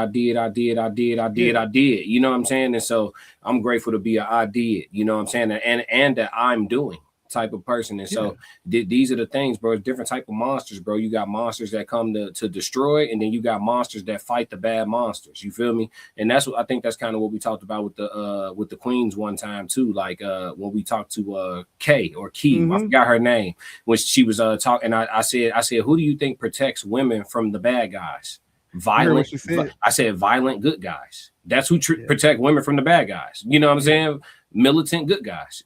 So you need productive monsters to combat those who are taken to the dark side by the woes of life. So yeah, man, I thought that was I was grateful that you sent that one over. I saw that. I said, man, this is fire. This is gonna be that real talk. You know what I'm saying? It resonates with me so much. Yeah. because it's not always about the bad, bro. Sometimes you have to take the bad with the good and know that. Well, how did the prayer go? Yea, though I walk through the valley of the shadow of Shadow of death, death. I I will will fear no walk evil. through. Now, well, this is a different one. This is a remix on this. I will walk through. I will walk through that valley and know that there is no better man on God's green earth. So yeah, everything around me is horrible, right? But I'm Yeah, worse. Everything around me is horrible. I'm worse. It can't touch me.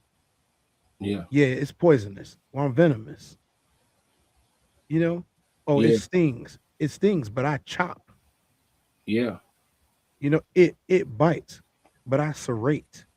Like yeah, these are all things that like being tougher, being harder, being stronger, yeah, being having thicker skin, you know, not being as malleable, but also being adaptive. Like those are all traits that make you a monster.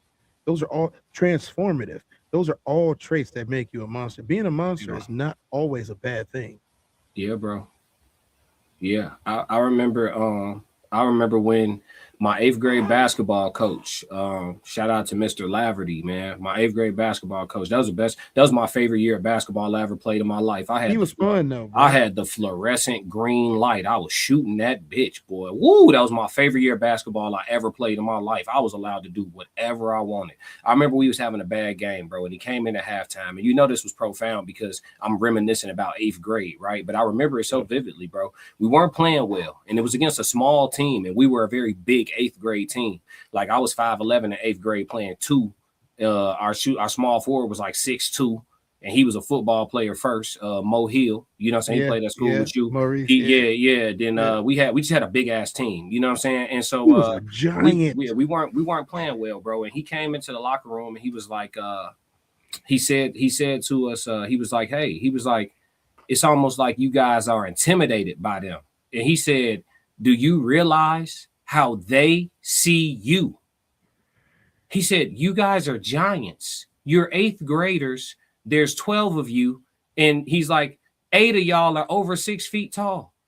He's like, how could he said they were scared as hell until the game started and y'all gave them a reason to be confident. He said, you have to realize how they see you. You know what I'm saying? He was like, and when he said that, bro, that shit never settled in on me until like damn near senior year of high school. The You know what I'm perception. saying? Like, yeah, no, just it's like this, bro. If it was apocalyptic, right?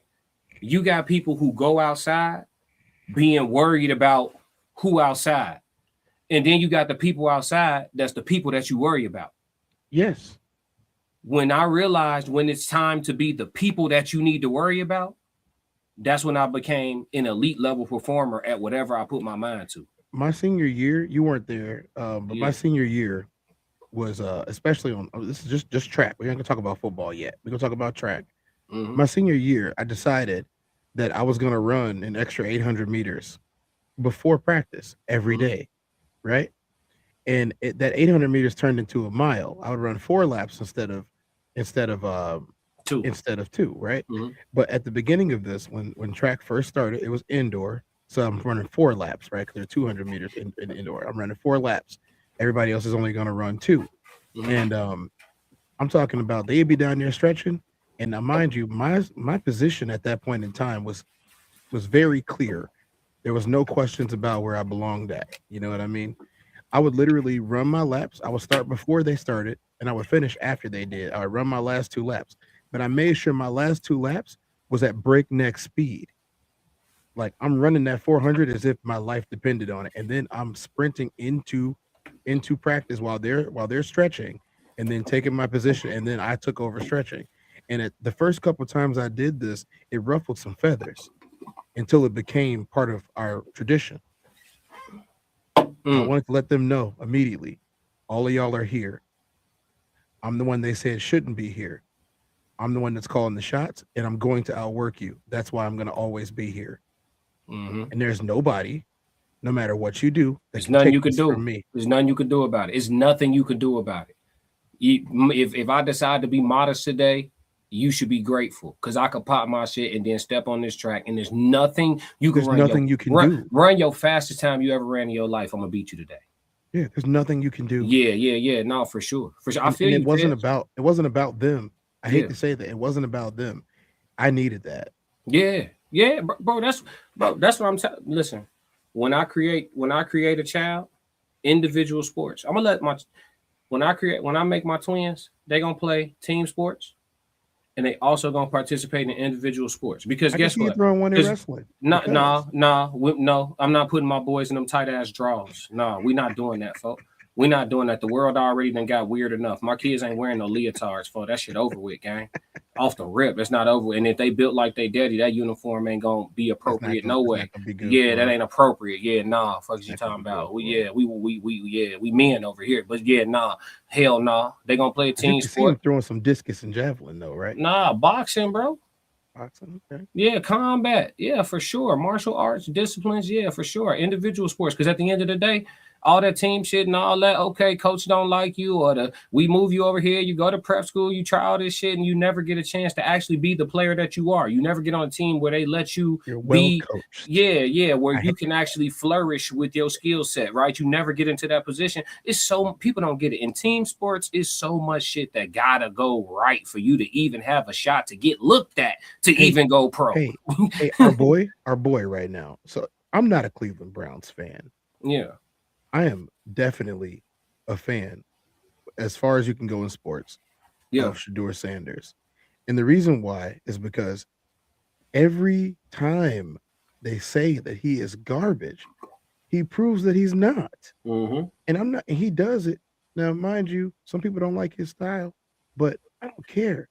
My thing is the guy will go out there and put up 38 when the team hasn't done that in 10 years. Right. The guy will go out there and beat Aaron Rodgers.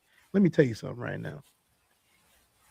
Caleb Williams has, and I don't think he even beat Aaron Rodgers. I think he got beat by him.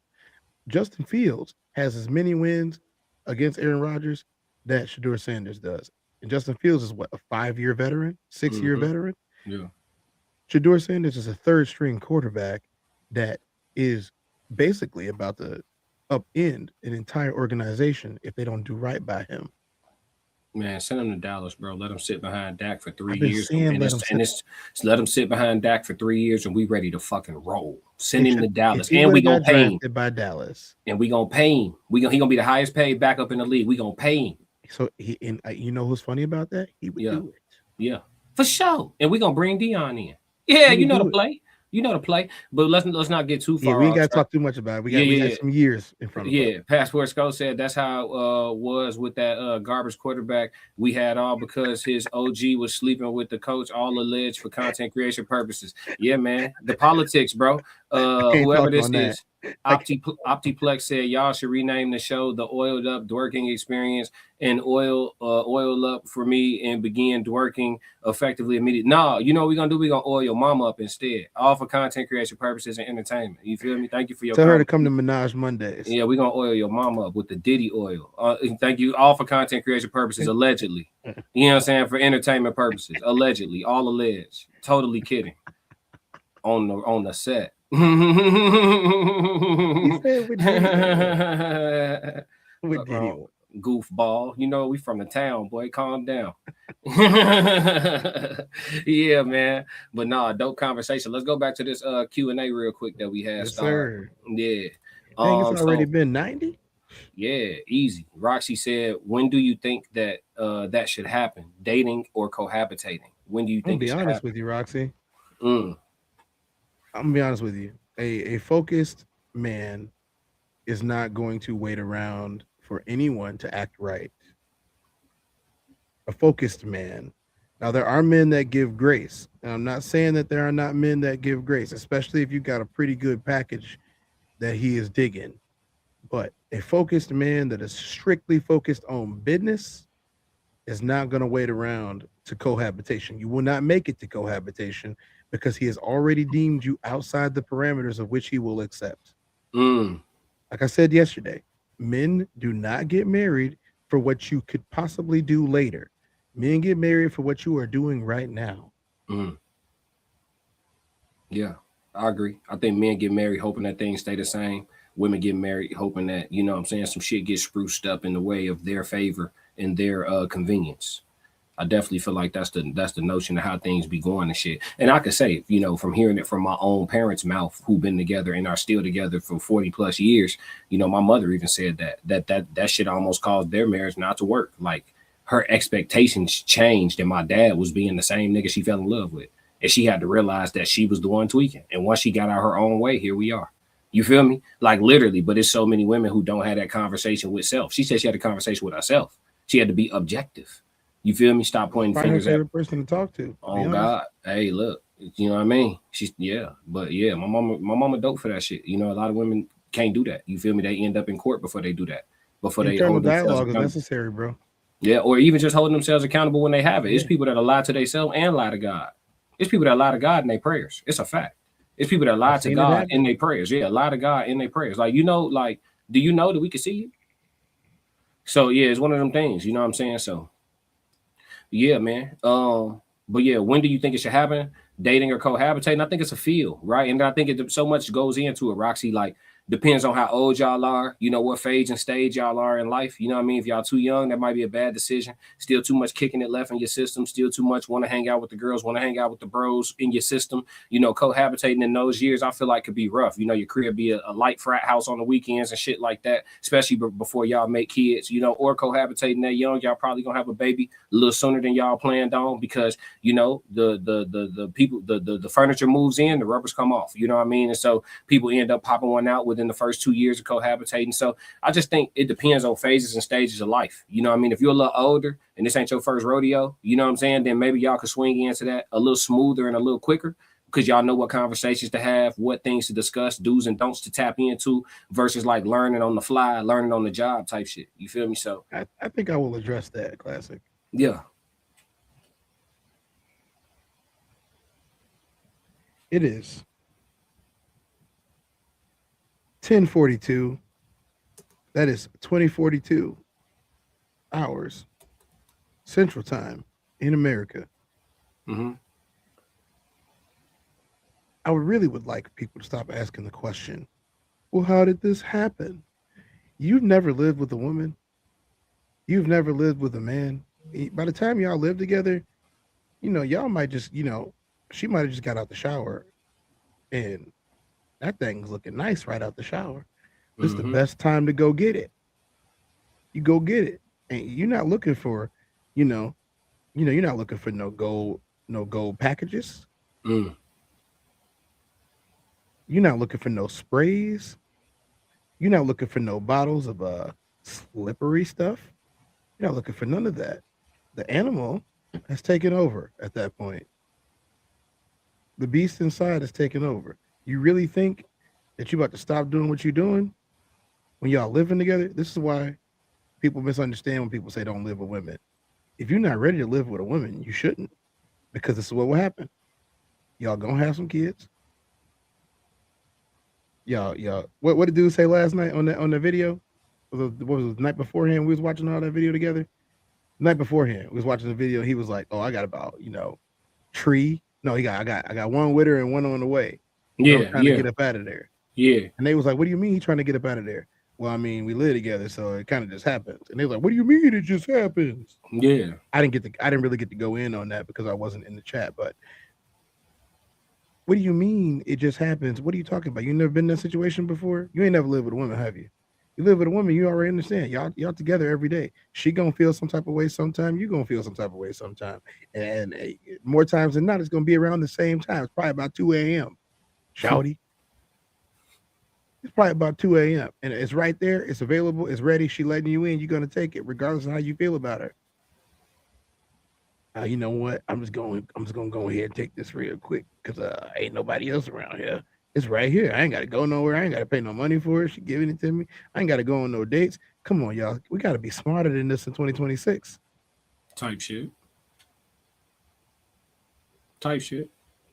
No, I feel you. I just think it's a feel. I think it depends, right? Yeah. Depending on the age brackets. I think younger people, if they not like on that young mature shit where they trying to lock in on some old school, like let's get married on some 22, 23 shit. If they both on the same page with that, then by all means move at the speed y'all both agreeing to move at. But if it's not that, if one person still got a little woo in their system, man, take it slow. Take it slow and watch close. You know what I'm saying?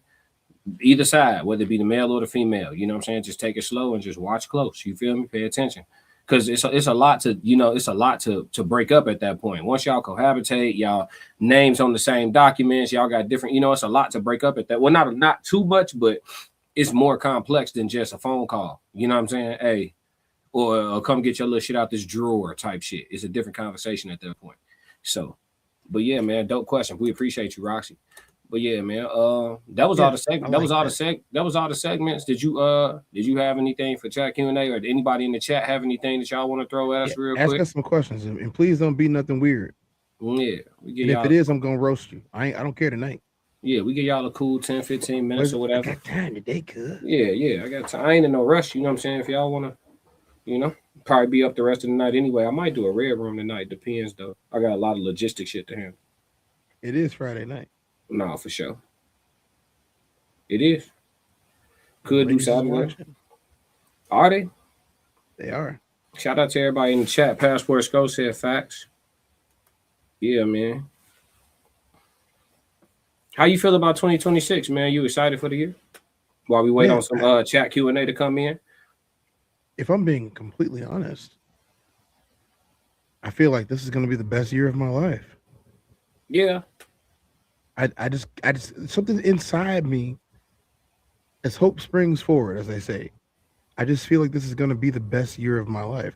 I have had some really, really good years, but something about the way that I have approached this year already, I'm doing it better than I've ever done it. I feel great. I look great. I'm walking great. I'm talking great. I'm on my grind. Like I'm firing on all cylinders. I'm in flow state. I like that. Like I'm in it. I don't think I can be stopped. Like the only thing that can stop me is the Most High, and I don't think He wants to. I won't speak for Him, but I don't think He wants to stop me. You know what I'm saying? I would have been stopped a long time ago if that was the case. Yeah. I like everything is small. Like that's when you know that you're going somewhere, when everything feels small. I'm sure you felt that before. When things start feeling small, oh, this is barely an inconvenience. That's my phrase right there, by the way. Barely an inconvenience. Mm-hmm. Oh, well, that would have devastated me. Once again, I'm not you. That was barely an inconvenience to me. Yeah. That's how I feel about a lot of stuff right now. Like when it comes to money, it's not a real thing anyway. It's a concept that people have accepted. And I understand that you need it to make things happen, but like it isn't real. So if it isn't real, I could just imagine some. If I imagine some, my work is going to show it. You know what I'm saying? I'm just throwing some stuff out there for people that don't understand divination or what that actually is. Just saying, Yeah, not even just manifestation. That's not even just that. It's literally saying I'm not gonna spend my energy worrying about something that requires energy for me to change. Instead of worrying about it, I'm just gonna use the energy that I will worry about it to change it. And if something doesn't work, I readdress it. I pivot. What do you do in basketball? To get open. If you ain't got nobody that's gonna set a pick for you, you use your pivot, right? Yeah, pivot, cut. Yeah. And you got a bucket. So what difference did it make if you shot a three or if you got fouled in the cup, in the paint? What difference does it make? Bucket you got there, right? Hit your free throw, Nick. Real talk. I say how I feel about 2026, bro. I just feel invincible, bro. Yeah. I feel absolutely invincible, bro. I feel like, you know what I mean? I can't even say I feel like Superman. I feel like Bane. You know what I'm saying? I feel like Bane on the Dark Knight. I feel like, if anybody has any plans to stop what I got planned, It's gonna take a group effort, a whole lot of collaboration, cooperation. You know what I'm saying? And it's still gonna be a fucking fight if somebody trying to stop me this year. That's just how I feel about 2026. I feel well planned. I feel well prepared. You know what I'm saying? I feel progressive. You know what I mean? Like I'm still getting stronger, bro. People don't realize, like when I look at 2025, bro, just like I just, you know, God's favor just, you know, the hand of favor just be over my life. Bro, I look at 2025 and I still ain't got nothing but shit to be grateful for. Like I tore my knee up in March, bro, and couldn't walk for fucking 6 months. Couldn't even walk for half a mountain in bro. Greece. That's what I'm saying, bro. You know what I mean? Like couldn't walk for 6 months out the year, still performed in the theater in front of a couple thousand, still went to, you know, fucking on the top of a mountain, the freaking temple of Poseidon in Greece, in Suanio, Greece. Like people don't even go there when they go to Greece like that. Like Suanio, they go to Mykonos, they go to the islands, Milos, Mykonos.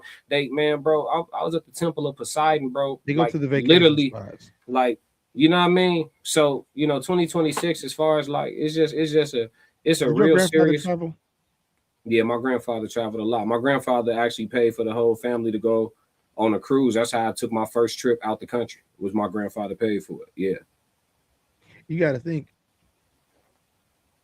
Yeah, my grandfather also traveled a lot. You know what I'm saying? Yeah. My grandfather was a musician, so he traveled, but then he was military too.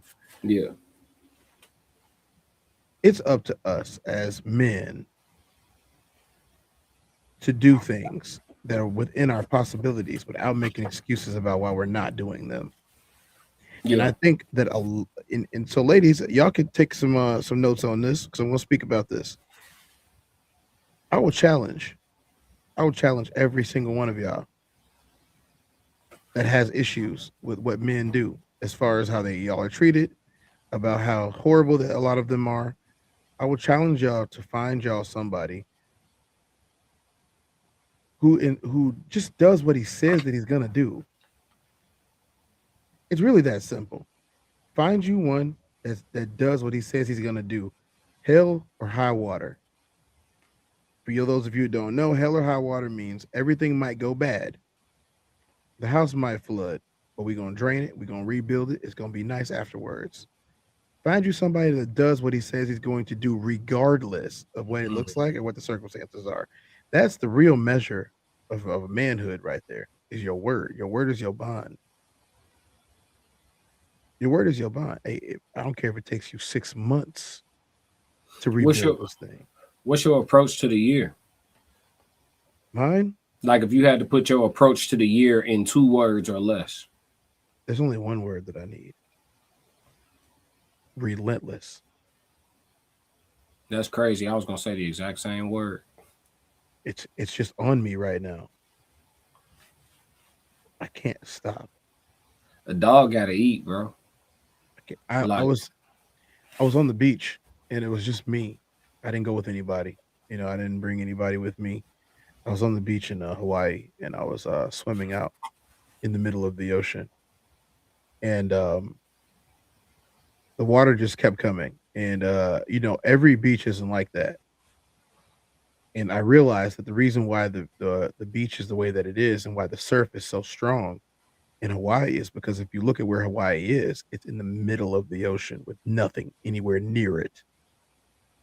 And it kind of is one of those spots where like it probably shouldn't exist. If you were actually designing land masses, it shouldn't exist, you know. And so you're getting hit on all sides by waves from every direction.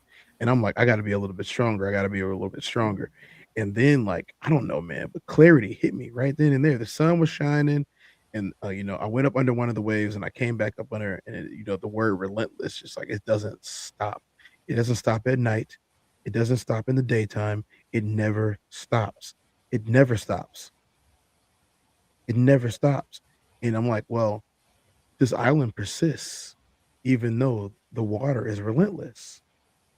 I didn't realize they had a category 4 hurricane, well, tsunami that happened right before I got there, like 2 weeks before I got there. I didn't realize that. And it was supposed to be like one of those devastating ones too. The people on all of the islands didn't even act like it happened. They didn't even talk about it. It was supposed to be devastating. I read the article, bro. People were freaking out on the mainland, but not there. Light shit. And I said I need to be relentless this year, and being on the field and being around some of the younger guys that had just got added to the squad, and me being a little bit older now, and I gave them an opportunity to take from me. I gave them an opportunity to win it, and nobody could step up to the plate and take it from me. And so I said, this is a clear indication that I'm not done. So I was going to retire after the Hall of Fame. Mm-hmm. And I said, this is a clear indication that I am not done. And I got a lot more confirmation while I was there that I wasn't done yet. And it's just be relentless. Dude, I got to burn this candle. It's a whole lot of wick left. I got to burn this candle. I got to go as hard as I've ever gone. And that's not a bad thing. I have the energy. I have the body. I have the know-how. I'm ready for it. I'm welcoming the relentlessness that's going to happen this year. Don't be surprised if we go to new heights in just about everything that we do. If that's in your spirit, then you feel it too. Yeah, I'm already knowing what's up, bro. I'm just doing my job, stacking days. I'm already knowing what's up. I'm just going through the process. I don't have any bad days anymore. I'm already knowing what's up. I'm sure you don't have bad days anymore either. I wake up the next day and I'm I do. I'm still grieving, bro. You know what I'm saying? I lost my son, bro. Yeah. So I'm still grieving. That's hard. You know what I'm saying? Yeah. I know what you mean by that. I mean by bad days, I wake up the next day and I say, whatever happened yesterday. It is in the past. Yeah. It is up to me today to salvage whatever is going to happen today. It's up to me to salvage it and have a wonderful day. And dude, I'm telling you, I've had some heinous stuff happen to me in just the last 2 weeks. Yeah. And nobody knows, or even you can't tell, because I'm just like, the train don't stop. For what I say, chicka chicka chicka chicka chicka chicka chicka chicka. I'm telling you, bro. Life is about. I lost fantasy football to Classic. Yeah. And I was, you know what? That was probably the best loss I've ever had in anything that I've ever lost. And I'm not just saying it because it's you. It was just, it wasn't a bad loss. A loss is a loss, but like, it was not a bad loss. That's one you seen the Fast and the Furious movie when Paul Walker was when he lost the race against Vin Diesel, and he got out the car smiling, and he looked at Vin Diesel, and he was like, "Hey, I almost had you." Yeah. And Vin Diesel was like, "But you lost though." And he was like, "But I almost didn't." Yeah. And they became like best friends after that, right? Yeah.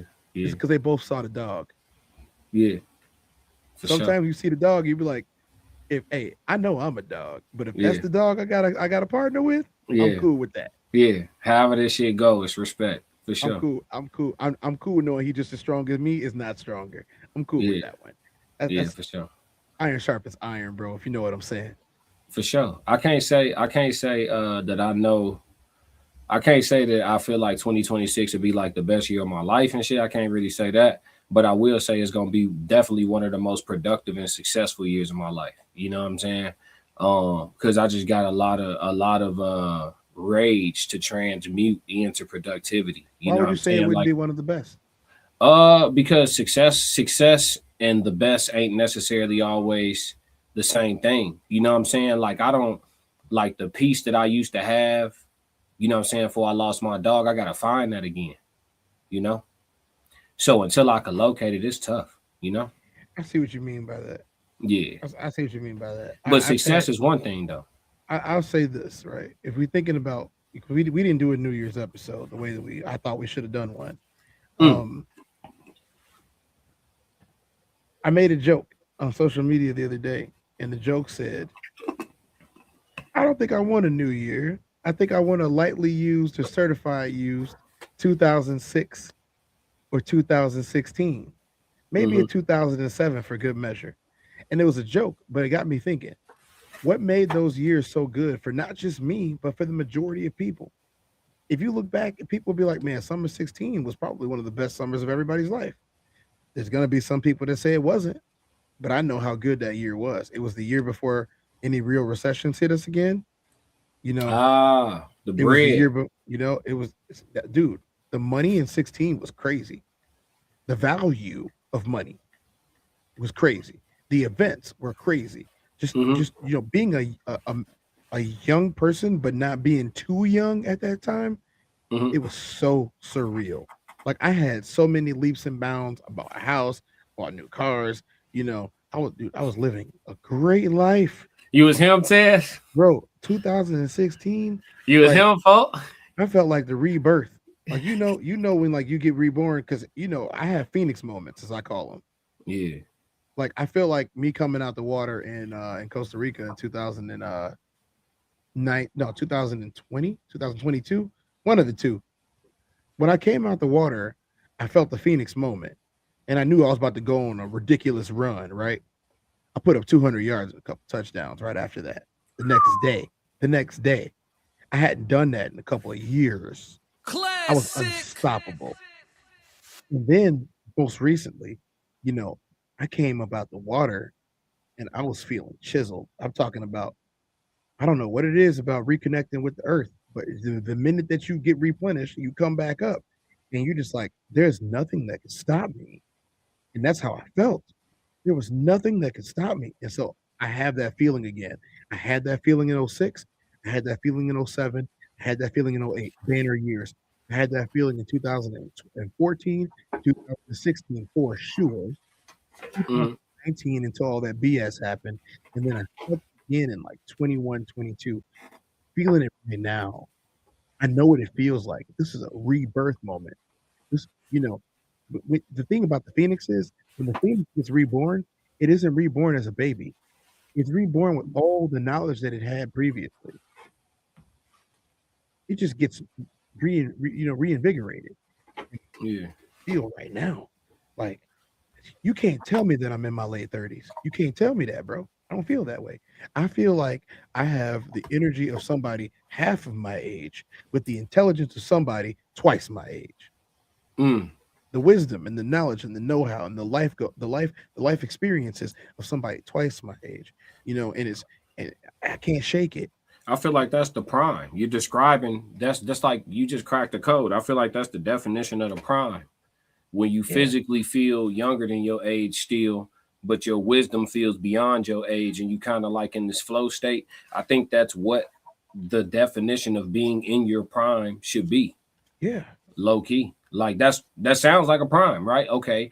I'm older than how I feel. I'm operating as a youth, but I'm physically mature, right? It's no secret that I was a late bloomer. I was like 5 feet tall up until sophomore year. You know what I'm saying? Yeah. Like, it's no secret that I'm a late bloomer. But that not being withheld, I totally feel like this is that reinvigoration that I had been seeking for the last year and a half.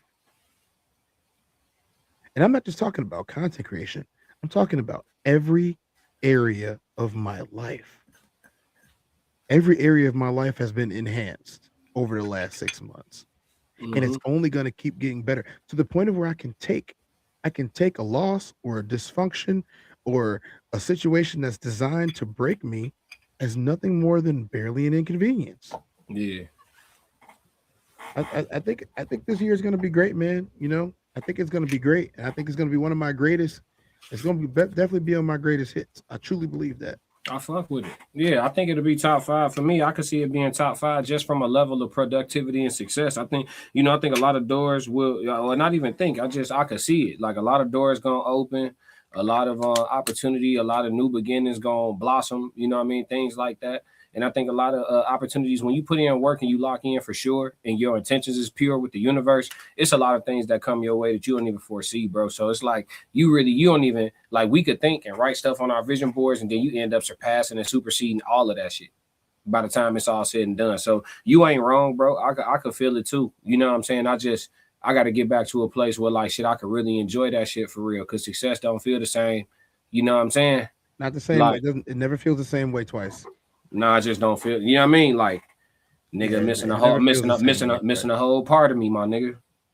Yeah, I will say one of the things that I would hope for you is that, like, I say nice things to people sometimes. That doesn't mean I'm a nice guy, but I would hope that you were able to find that peace. I was broken for years. Yeah. over some grief. Yeah. And once I was able to find that peace and move forward, and I woke up one day and that's what I did. Yeah. And nobody can tell you how to do it, bro. That's Nah. it's a Shit. self journey. Shit, I ain't gonna hold you, bro. I'm gonna just keep grinding until shit I would look up and just, see something that feel better. The grief and shit like that, that should be hitting like a ton of bricks, gang. Like, motherfucker be cool 1 minute, then you just like stumble across a picture in your phone and like, fuck, man. You know what I'm saying? Or just Be missing my dog, man. Man, look, I still got hair around this bitch and certain like you go to clean a corner that you ain't touched in a second, nigga. It's fur out like you know what I mean? It's just toys. Shit, like some people don't get it, man. But I haven't made any human babies, so I mean, for me, that's my son. You feel me? After doing both, I would say the dog. People who don't understand animals and don't have a connection with them, y'all won't understand what a dog is to a man, especially a man who's by himself. A man who prefers the company of his own thoughts. Y'all don't understand what a dog is to that man. It's a lot more than just his son. Like, I would love to say this and understand it, but a lot of cultures believe that like you do have an animal that bonds with your soul. Y'all have a connection that is not understood by anybody except for you and that animal, and that animal shows you a side of it. Like, I've seen the dogs be the meanest dogs, but like when they're with their owners, they are the kindest, sweetest animals on earth. They would never hurt their own. Let somebody else try though. Listen, man, like I said, walking the dog with no leash, as you have seen me do in plenty of videos, I do that all the time. You know what I'm saying? And without any issues. And I'm pretty sure you and Sebastian had the same thing with y'all. Hey, I ain't gotta always put him on a leash, but he don't like you. I'm just letting you know that. You know what I'm saying? Like, it'd be one of those things, man. I get it. Yeah, but I'm also a dog person, so I understand. I'm also a man who prefers the company of his dog over most people. Yeah, time heals all wounds, bro. You know what I'm saying? But shit, we can, motherfuckers just gotta keep smiling and grinding, G. Keep smiling and keep grinding, bro. That's really what it boiled down to. But I do feel super positive about this year. And for that, I'm super grateful. You know what I'm saying? For sure. And eventually I get to the point where, I get a new puppy child, you know what I mean? But for right now, I just gotta, I gotta let my wounds heal. I gotta lick my wounds, bro. For shit. You got this, man. You got this. Nah, for sure. I'm cool. Shit. Y'all see me every day. I'm cool. It's moments, man. It's moments. Like, anybody ever lost anybody or anything close to them, you just had your moments. Like, I'm straight. You just had your moments. That's all. Hey, I got a hard time with my grandfather's guitar. It's hard for me to play it. You know what I'm saying? It does. It's one of those things where it's like it's mine, but it doesn't feel like mine. And every time I play it, I know my fingers are not the ones that should be on it. Mm-hmm. If that makes any sense. Might be different, bro. You probably just feeling his spirit on it. You know what I'm saying? He took that guitar with him everywhere. That guitar came from Japan, bro. He got that guitar in Japan. That's a story for another day. Yeah, man. But yeah, 2026 is gonna be glorious. I'm definitely not trying to like damper the mood or no shit like that. 2026 is gonna be awesome. It's gonna be glorious. I see no ceilings over the potential, which is always a great thing. You know what I'm saying? The sky, yeah, for sure. The sky's the limit, and we just gonna keep winning in spite of. Like, Tez got plenty haters. I got detractors. I got people that throughout the course of 2025 change their minds about me. You know what I'm saying? Squarely inside of 2026, I want to just send them all a polite fuck you. And they secretly love us, though. You know that, right? Nah, I mean, I personally don't care, bro. You know what I'm saying? Like, just stay the fuck from around me or his hands, and that's all it is with me. You feel me? Like I told you, like, this year is gonna be a year of a lot of productivity in the way of managing rage. And I understand energy transmutation, so I ain't tripping. I'm gonna take all that I feel and push it forward into good things. But if the ops show up, that's God granting me. That's probably why you healed up so fast. Probably. You talking about my knee? Yeah, yeah, yeah. I know. Yeah, I transmuted a lot of energy into. Yeah, When I broke my leg, it was the same way. I've never Mhm. broken a bone in my entire life, and that was the first one. And it was. I'm not going to even pretend that rage wasn't involved. Yeah. It was a certain amount of rage. And I focused that energy towards healing my body. Yep. Yeah, bro. I attacked therapy very aggressively because I knew that I needed to be in Greece for my cousin, you know what I'm saying, wedding. And it meant a lot to him and it meant a whole lot to me, bro. So I attacked my physical therapy. I mean, it was hell. I vlogged some of it. It was hell, but I attacked it very aggressively, bro. And I stayed positive. Like I was getting a massage the other day, and my massage therapist was like, I ain't gonna lie to you, you have better range of motion on your surgery leg than your non-surgery leg. You know what I'm saying? Like I rehabbed the fuck out of my shit. You know what I'm saying? It's happened, bro. There's been a lot of professional athletes that got injured and they came back after rehab and they were much better. Yeah. And I'm definitely definitely going to probably take a couple fights this year once I'm able to pass the physical. I don't think I could pass the physical just yet, but I'm close. Once I'm able to pass the physical, I'm gonna go ahead and register and take a couple fights this year because, like I said, bro, managing rage. You feel me? I'm gonna try to put together a card, man. I told you that's one of my plans. If I could do that, if I could promote a fight, I would be so happy. Hey, y'all in the comment section, if I tried to promote a fight with Classic in it and his people, I got a kennel of hungry dogs now. I got a kennel of hungry dogs. You know, if I could get a fight promotion, even if it's a one-time event, you know, a special event with a I'm gonna say this too, Classic. If we do something like that, you know it's gonna be a belt attached, right? Yeah, for sure. Awards. Yeah. Like even if I ain't tripping, bro. You seen me throw these bitches, bro. You know I'm cool. Yeah, I'm it's my shit certified. I'm cool. You know, I'm with whatever. I will look up some stuff. Like, do not be surprised, y'all, if we're able to put on an event this year. Straight up. Do not be surprised. Straight up. I'm just saying, there's a lot. I got a brain. He got a brain. The others have a brain, and I plan on using it.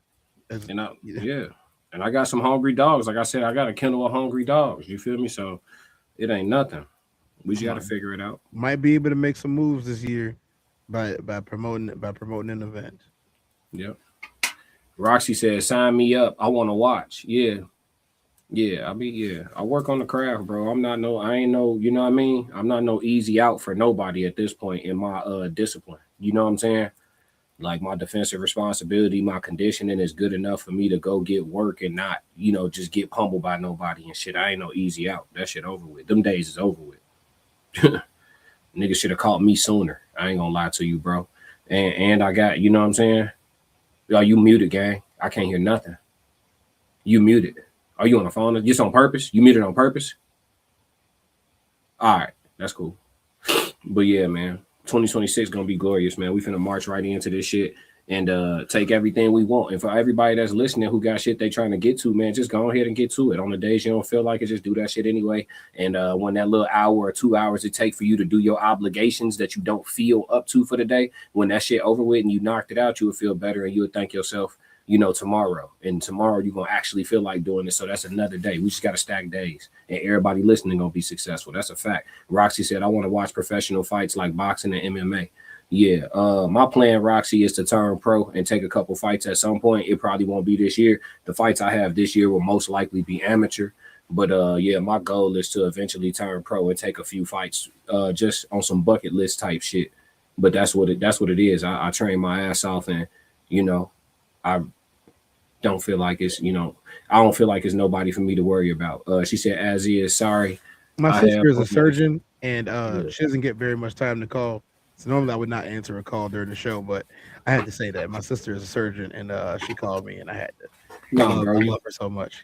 Bro, you all good, man. That's one thing too about streaming, bro. This raw. You know what I'm saying? Yeah. Like this ain't WGCI. Like this ain't the radio. We ain't gotta be like hyper overly stupid produced. You know what I mean? Like people here in the chat kicking it with us. You know what I mean? We is. I've had a smile on my face all night, but that put a big one on there. Yeah, like, I see. I'm gonna put the bragging pants on right now because I think especially y'all want to talk about what we want to talk about. My sister is the head resident surgeon at Stanford University. And my little sister, my youngest sister, and she is in charge over there, and she has got her doctorate. She is in charge of all the general surgery. She does the dang thing. You know, she is somebody that, despite some things not working out in life, she makes it happen. My sister was also a collegiate all-American track and field athlete as well. You know, we both were. She is somebody special, and I appreciate when she does call. So I'm sorry, y'all, but had to take that call from little sis, man. I'm proud of that little girl. You know, I really am. She's a grown woman now, but I'm much older than her, so yeah, I still call her a little girl. Classic. That's what's up, man. And I'm gonna protect her forever. Nah, man, but that's how it's supposed to be with people that you love and keep in touch with, man. Why would you, feel like, why would you be close to somebody who you don't feel like that about? You feel me? I brag on all my people. You, everybody. I don't give. Look, take this into 2026, chat. If you're not proud of your people, why do you talk to them? Mm-hmm. Why do you talk to them? You're not consuming their products. You're not talking to them. Why do you talk? I mean, why do you talk to them if you're not proud of them? I ain't got no secrets. Yeah, I'm proud of this person. They did this. I'm proud of this person. They did that. I'm proud of this person. They doing that. They doing this right now. I know that dude. Yeah. What do you mean you know that dude? I'm saying that's my homie and I know him and I'm proud of him. Yeah. Get off his dick. No, I'm not on it. I'm not on it. But you know what? Motherfuckers who out here making stuff happen deserve it. For sure. The movers and the shakers. We need to start. I challenge people to start talking about the movers and the shakers and not the Tyrones and the Pookies and the Ray Rays. No, talk about the movers and the shakers. Those are people that's making differences. Talk about them. They deserve it. Yeah, for sure. Sco said I just sent class something like that earlier today. I can't, or yesterday or earlier today. It was today. Yeah, you did. You did just send me something like that. And I appreciate you for that, bro. Roxy said, amen. She said, damn, get it, girl. That's amazing. So wonderful for your sister. Blessings. Oh, yeah. She's awesome. Yeah. She's awesome. That's what it looked like when you just stack days, man. Success ain't nothing but a bunch of stacked up days. Pennies make dollars, man. Compound interest. That's all. That's the name of the game. I ain't never seen nobody say, look, this is what I'm on and I'm not going to stop till I get there, and they fail. I never seen it happen. Not a single one. Most people fail because they quit. That's it. Point blank, period, simple. You know what I'm saying? Don't make it. That's the only. If you listen to somebody tell you that you're not gonna make it, you surely won't. No, for sure. It's people who thought that I quit doing music. I ain't quit. I can't quit. I am my music at this point. Shit, I made it a part of my whole fucking identity. I wouldn't be surprised if my children come out musically inclined just because the amount of hours that I've put in. That shit probably in my code now. You feel me? But like, I ain't quit. I just adjusted my approach. That's all. Speed is in the DNA. Rhythm is in the DNA. Yeah. You know, mental capacity is in the DNA. Yes, sir. And if you don't have it, you do know you can help your DNA write itself. Yep. The next generation is determined by what you choose to do now. Mm-hmm. I don't think, well, we don't get taught that. You feel me? We too busy learning if a car is going 30 miles per hour for 2 hours down the that's the shit we talking about. You see what my head doing on his own. I didn't even all that bullshit is cool. That's what they waste their time talking to us about. Not no real shit. I used to draw. Yeah, man. Yeah. I admitted that yesterday, right? So I would do all my work in like the first 10 minutes and then draw comic books for the next hour. Mm-hmm. It is what it is. I would do it again. Bro, I slept all through school. I used to stay up late at night and just sleep all through school, bro. Go to practice straight up. I ain't had to what was that? What was that? Was a literature class where they'd be like, hey, they was like, hey, I ain't gonna say a real name, but it's hey, Classic, did you read the book? Yeah, I read the book. Well, how? Everybody's only on page 50. Well, he's not on page 50. I'm not on page 50, and they're not on page 50. The difference is they're doing other things, and I'm sleeping. Yeah, that's it. That's it. Leave me alone. I don't get it. I'm not bothering nobody. Yeah, like. I remember that. Yeah, I used to get them teachers hell about waking me up. Hey, I used to treat them. I used to treat them like they was wrong. They'd wake me up in class, and I'm like, "What? Like, why are you fucking with me?" The math teacher was so mad one day. You pulled out the folder, and he was like, "Well, there was 100 problems on this, and you were like, yeah, like what the fuck do you want, G? what do you want? Hey, listen, I'm the starting point guard in this bitch. I don't want to talk. You feel me? I was moving like that, bro. I ain't kidding. I learned in like no cap, bro. My mama could vouch for this. I learned in like kindergarten or first grade that public school was some bullshit. And I never took it serious after. I never took it serious, bro. I never took public school serious. I knew this shit is daycare. It's daycare, bro. It was straight up. It was very funny because I will say we had a bunch of intelligent people in our classes, and like we all found our different ways to work out that intelligence, and they were so upset about it. Yeah. They were so upset that like you had this many intelligent people in one spot. And my whole thought process was, well, I don't have to outdo him. The most that I could get is 100% in here, right? Yeah. And the worst that I could do is under 64, right? Yeah. Anywhere between 64 and 100, I'm gonna pass. So my thing is, if I already finished 100, you want me to do 110 and get no credit for it? I used to bro. It was this simple for me. I don't need to be woke to pass these classes. This shit is easy. This shit is some bullshit. Bro, I slept. I have a college degree. I slept. I was asleep. Bro, it's a few classes you got to stay woke in. High level math, high level science. Aside from that, bro, literature, history, all that shit. Even in college, you don't need to be awake. Chemistry classes that I needed to stay up for. There were certain science classes that I need to stay up for, but that's because if I don't stay up, I'm either gonna get blown up by some chemicals. You're gonna be fucked up, or I'm not gonna understand this formula, which is pretty much the same thing. You know what I'm saying? The rest of the shit is all memorization, bro. You have me spend $400-500 on a textbook, and then I gotta sit here and listen to you read it to me. Like, fuck you, bro. I'm sleeping in this bitch. I'm here to meet the attendance mandates, and I'm gonna read this expensive ass book y'all made me buy, and this shit better give me enough information to pass your class. Fuck is you talking about? Like, stop it, bro. I could have homeschooled myself for college, no cap. I could have homeschooled myself. I hated classes. I hated classes where the professors was like, you got to make it to a certain amount of classes or automatically, you know what I'm saying, you fail. I hated the attendance requirements. Bro, I'm paying, I got XYZ amount of thousands in scholarships, and I'm paying XYZ amount of thousands out of my pocket to be in this bitch, and you trying to tell me when and how I can pass your class, man? Eat a sausage. I only wanted to go to school for sports. Eat a Vienna, bro. Eat a Vienna. G, I hate this shit. Like if you don't go to this many number of classes, you can't go to practice. And I was like, well, I mean, which one's gonna make me more money? Bro, senior year, I was skipping school and going to practice after school, bro. Coach ain't say shit, bro. That's when I had a little favoritism. You know what I'm saying? Like just you know what I mean? But then by the time I got to college, nigga, well, shit, not even. By the time about halfway through senior season, politics started playing a role. When I got to college, politics. You don't even go to class. Yeah, politics showed their whole head when I got to college. Them motherfuckers like, hey, listen, oh, you play basketball well? Oh, you thought that mattered? Like, sit down. Yeah. You know what I'm saying? Oh, you ain't got no boosters. You ain't show up to this event. Hey, when I did get in the game though, I was Kobe Bryant. Nigga, I did not pass. I averaged -3 assists in college. Nigga, I was shooting that bitch. Every shot was a good shot. I was a black hole. And I'm proud of it too. I wasn't passing shit. That was how Gilbert Arenas was. Yeah, he never apologized for it. I mean, I averaged negative assists, nigga. I wasn't passing shit. Ain't no Kobe ever apologized for it? No, I was shooting the fuck. I was hooping in Kobe's. When I was in college, I hooped in Kobe's. You know what it is. I would say Russell Westbrook wouldn't be as much of a journeyman if he didn't care so much about passing. I agree, because he could still attack at a high level. Roxy said, yes, it is. Break the generational curses and raise amazing human beings. We need to care about our future, and that's these kids. Facts.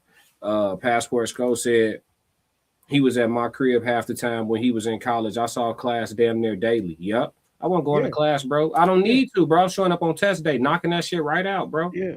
Straight up. I was showing up on test day, knocking that shit. This shit ain't shit. Skull for always being so cool. You know what's funny?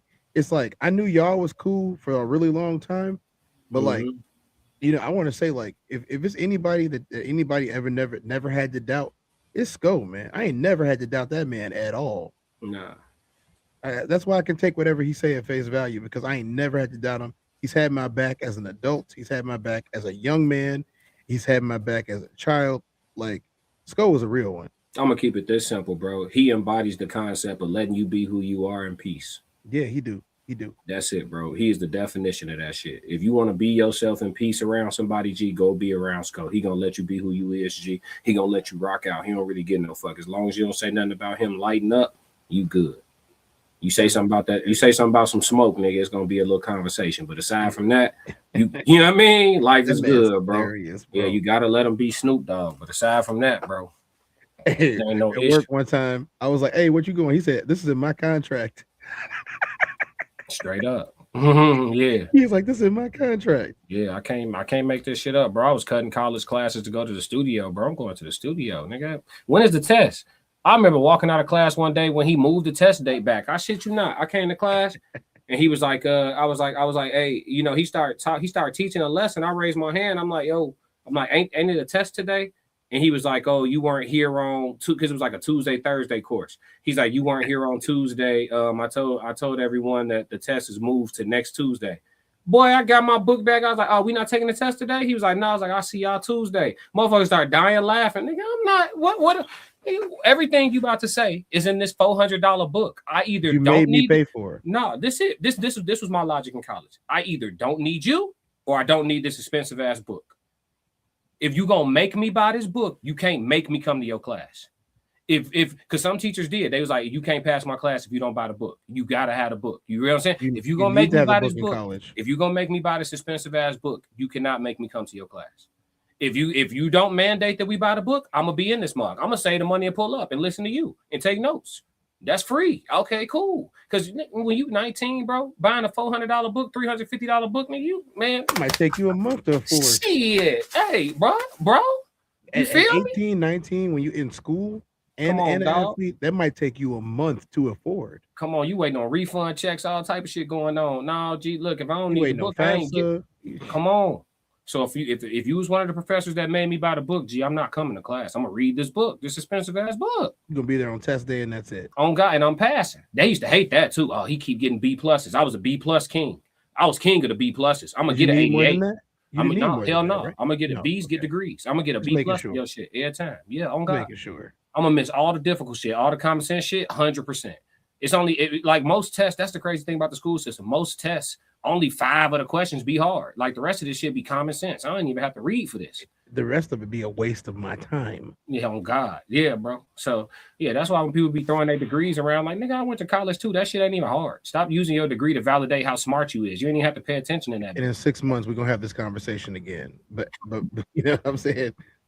Depending on what you went to school for, obviously. If you went to law, if you went to school to be a doctor, obviously, right? But if your ass was in that bitch for, you know what I'm saying, it depends. There's a lot of dumbass majors that's not difficult at all. Roxy said when you gotta get a stack of those books, hard pass. Yeah, gee, I'm not buying all these fucking and by the time the semester over, you just spent $1,000 on books. Man, I'm not coming to school. I'm finna read these. Yeah, gee, I only need one. That's just how my literacy is set up. I need the professor or the book. I don't need both of y'all. That's all I'm saying, bro. That makes them redundant. One is redundant at that point. Bro, once I got the drop on, I'm in college. Yep. Once I got the drop on the online classes, I was online classic. I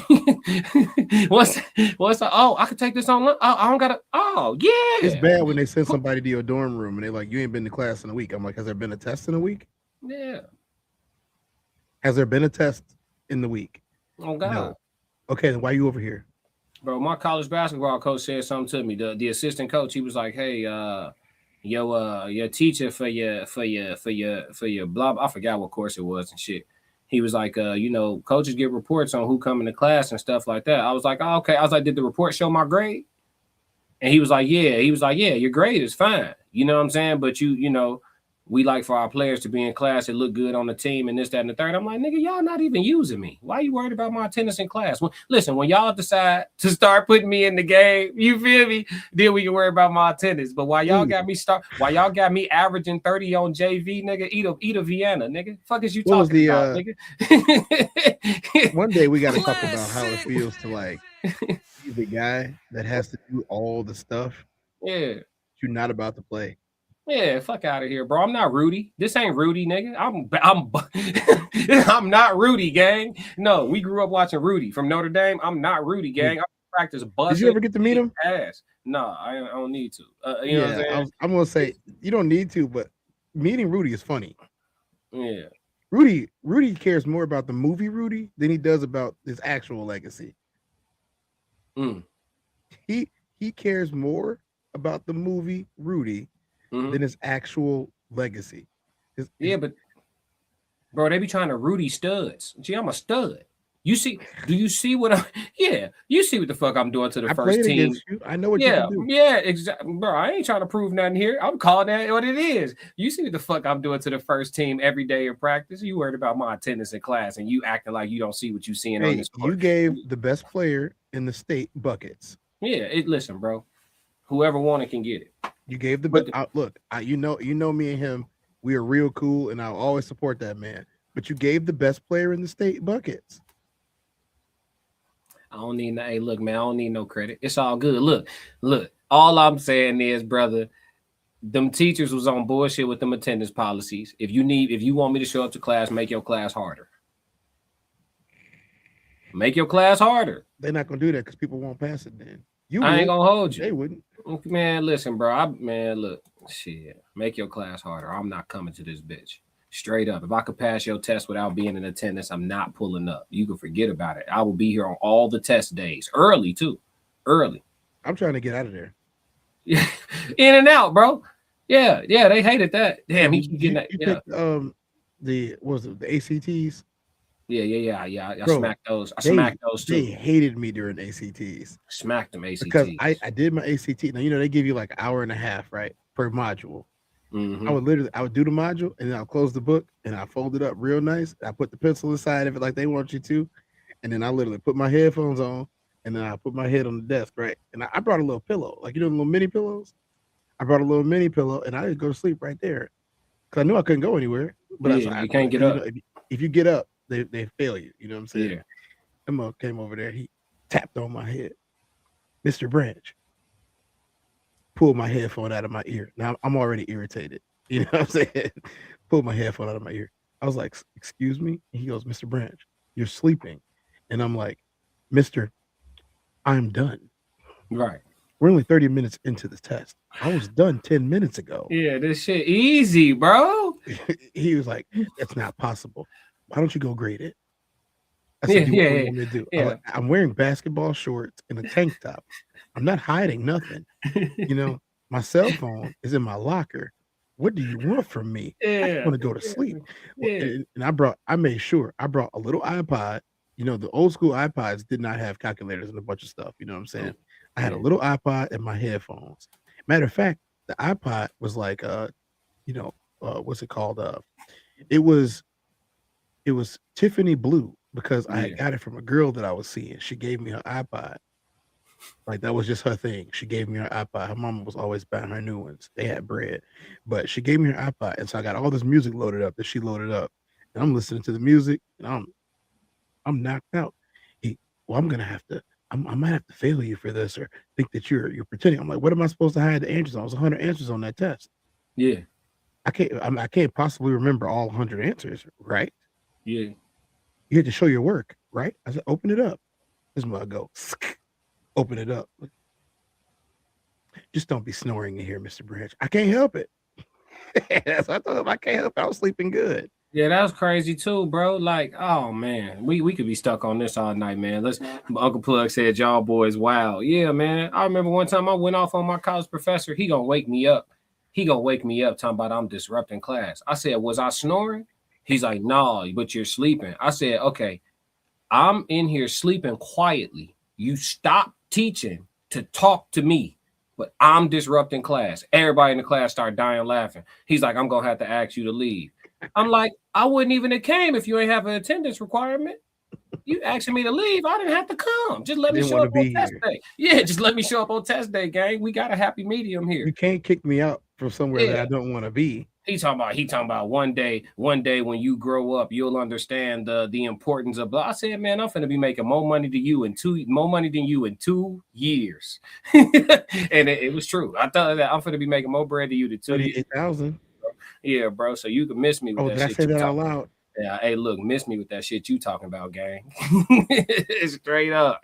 I ain't gonna hold you. No disrespect to all the educators, but look, you feel me? Don't hit me with that shit. He said you wasn't bothering anyone. He bothered you. Make it make sense. Right. And I'm paying you. And how many thousands it costs per year to go to per semester to be in this bitch? And you That's the waking me up from majority. my sleep. The That's nerve the of you. majority of life. Yeah, the nerve of you. Yeah, I felt insulted, bro. These professors forgot who they work for. You The got a professors- headlight out. That's the equivalent to that. You got a headlight out. Yeah, bro. Don't bother me for no bullshit. You got a headlight out. So Yeah. what you want to search my car for? Because I got a headlight out. Tell me to go to AutoZone. So Yeah, he before I, said to before I it. let you get up out of here, bro. Yeah. You've been to other countries. Yes, And you've plenty of seen them. that the majority of police in most countries, not all, but police in most countries do their best to leave you alone. Yes. All I the little saw shit. Yeah. 2 police in Greece. And the only reason why I saw those police is because there was 30,000 people gathered at the Olympic Stadium. Mhm. That's the only reason why I saw those 2 police. There were 2 police for 30,000 people gathered at the Olympic Stadium. Mhm. That's the only reason why I saw police. I did not see an officer other than that for 9 days. So out of my 10 days that I was in Greece, I only saw police officers one time. There was 2 of them together talking to each other, one chick, one dude. You know what I'm saying? I ain't gotta say too much more after that. They was talking to each other at the event. I didn't see nobody else. And the same thing, I don't think I saw a police officer in Hawaii the entire time I was there. I don't recall ever seeing police in Hawaii for any reason, shape, form, or fashion. I've never seen a police officer in Costa Rica. We saw the ambulance because one of our players, I told you that story before, but one of our players got let's just say he got sick in the jungle. Right. Type shit. And other than that, I've never seen a police officer in Mexico. I've seen federales, but that's not the same thing, and we all know it. We all understand that. Yeah, come to think of it, the only time that I've really seen like a heavy police presence, didn't really see it in Japan. I saw a couple constables, but they were really just directing traffic. You know, I Canada maybe, in the United States. Yeah, I seen being in other countries. I seen more military than police officers. Yeah, I didn't Like even see police in actual- Amsterdam. yeah, I like saw military. military. I didn't see Yeah. police. Yeah, I see military in damn near every country, just by default, passing through customs, all of that, Yeah, like that's by about default. it. But like even when you get back out, like in Mexico, for example, like I've been to certain parts of Mexico where like the military riding around on Hummers with machine guns on It'd top. be the Just- military, not the police. yeah, like but not no. I saw no officers like regular. Federales is not the same thing as regular police guys. Nah, you right. You right. They But looking yeah, for bro. stuff, you know. So, I mean, Yeah, that's just look, something I'm saying. Like the police state is a lot different. So, I'm just saying. The last time I checked, you know, my headlight being out, you bothering me. Yeah. Let me know my rock, G. headlight out. Yeah, I know. I'm working on it. Well, he got violent when we searched his car. I mean, you're in my space, and I didn't do Yeah. nothing. Yeah, man. I could have been driving and my headlight went out. It is an incandescent bulb, right? Make it make sense. When you hit him with the incandescent, you got to get out the car. We're gonna need you to get out the car, sir. You get out of the car, sir. Incandescent, huh? I got your incandescent. Step out of the car, sir. My favorite, I'm gonna tell y'all this. It's 2026. Stop making the mistake. If they ask you a question, you can simply answer no. Because if they didn't need permission, they wouldn't ask. Oh yeah. Get out the car. The answer is no. If they say why, because I said so. Last time I got pulled over, he asked me, "Do you have a weapon in the car?" I said, "You know it." You know it. Yeah. Any other questions? Yeah, I need you to know I'm dangerous too. I want you. I want you to be a little nervous walking. I told you, G, I like being intimidating sometimes. I'm cool with it. That shit got perks. I want you to be a little nervous fucking with me because I'm a little nervous fucking with you. If we both jittery, maybe we both sit still. Yea, though I walk through the valley of the shadow of death, I realize I'm the baddest motherfucker in that valley. Yeah, you fucking right. Yeah. Listen, bro, I decided a long time ago, G, I'm not finna worry about people. I'm finna be people to worry about. That's the side I'm on, folks. Yeah, G. Which one's safer? On God, stay dangerous. I'm not finna worry about people. I'm finna be people to worry about. The people that you're afraid of are afraid of me. Mm-hmm. Yeah, there it is. There it is. Come on, Ted. Talk that shit, Ted. Classic. Hey, it's the human experience tonight, G. We gave them a bevy. We done overfed the streets, man. We done went. Look, we've been past the topics we have for the night. We done overfed the streets. Time limit. We've been past the topics. Yeah. Yeah, but this is the experience, bro. We talking about real life. You know what I'm saying? For sure, for sure. We appreciate everybody hanging in with us too. They definitely get more of our lives on this show, this specific show, than any other show. Yeah. Yeah. They definitely do. Yeah. We definitely get into the stories, man. We just spent, which is something I generally don't do, but we spent a cool like 30 minutes talking about like yesteryear and shit, which is kind of something I don't do because it be coming off to people like you know, upset about the glory days and shit like that. I'm gonna be real. My prime and my peak was not high school. Like the my glory days are still coming. Yeah, my adult years been lit as fuck. I ain't gonna hold glory days. Yeah. Just in the last calendar year, like if you say, okay, how many people that you can talk to and look at that are your peers that you talk to every day or even every other day or even once every couple of days? How many of them can say, hey, was your experience in Greece as fun as mine was and y'all didn't go together? Right. Y'all can talk about different landmarks, different things. Y'all can talk about other places that y'all been, you know, and once again, we are talking about things, not people. That's the biggest difference. We're talking about things, not people. We're talking about events, not people. We're talking about happenings. You know, this is not a situation where like I'm downing anybody for any decisions that they made in life. You know, this is me talking about my experience of going through life as a man. Mm-hmm. The experience of being, you know, from in my case, the oldest brother, the first son, the first grandson, the first great grandson, you know, being a dad, like, you know, being an athlete that people wrote off, only that I didn't write back. All of these things, these are strength builders. This is not the glory days. This is I'm enjoying everything about everything, and that's the way that it's going to be because I want it to be that way. Oh yeah, yeah. There it is. Well, shit, look, this us, man. The human experience is the classic codes. It's the TezDown. You know, make sure you subscribe to both channels. Make sure you subscribe to the Raw Society Coalition channel. And yeah, man, we got another classic. If y'all don't do nothing else, make sure y'all stick to the codes. Promo coming. I'ma win any type of way.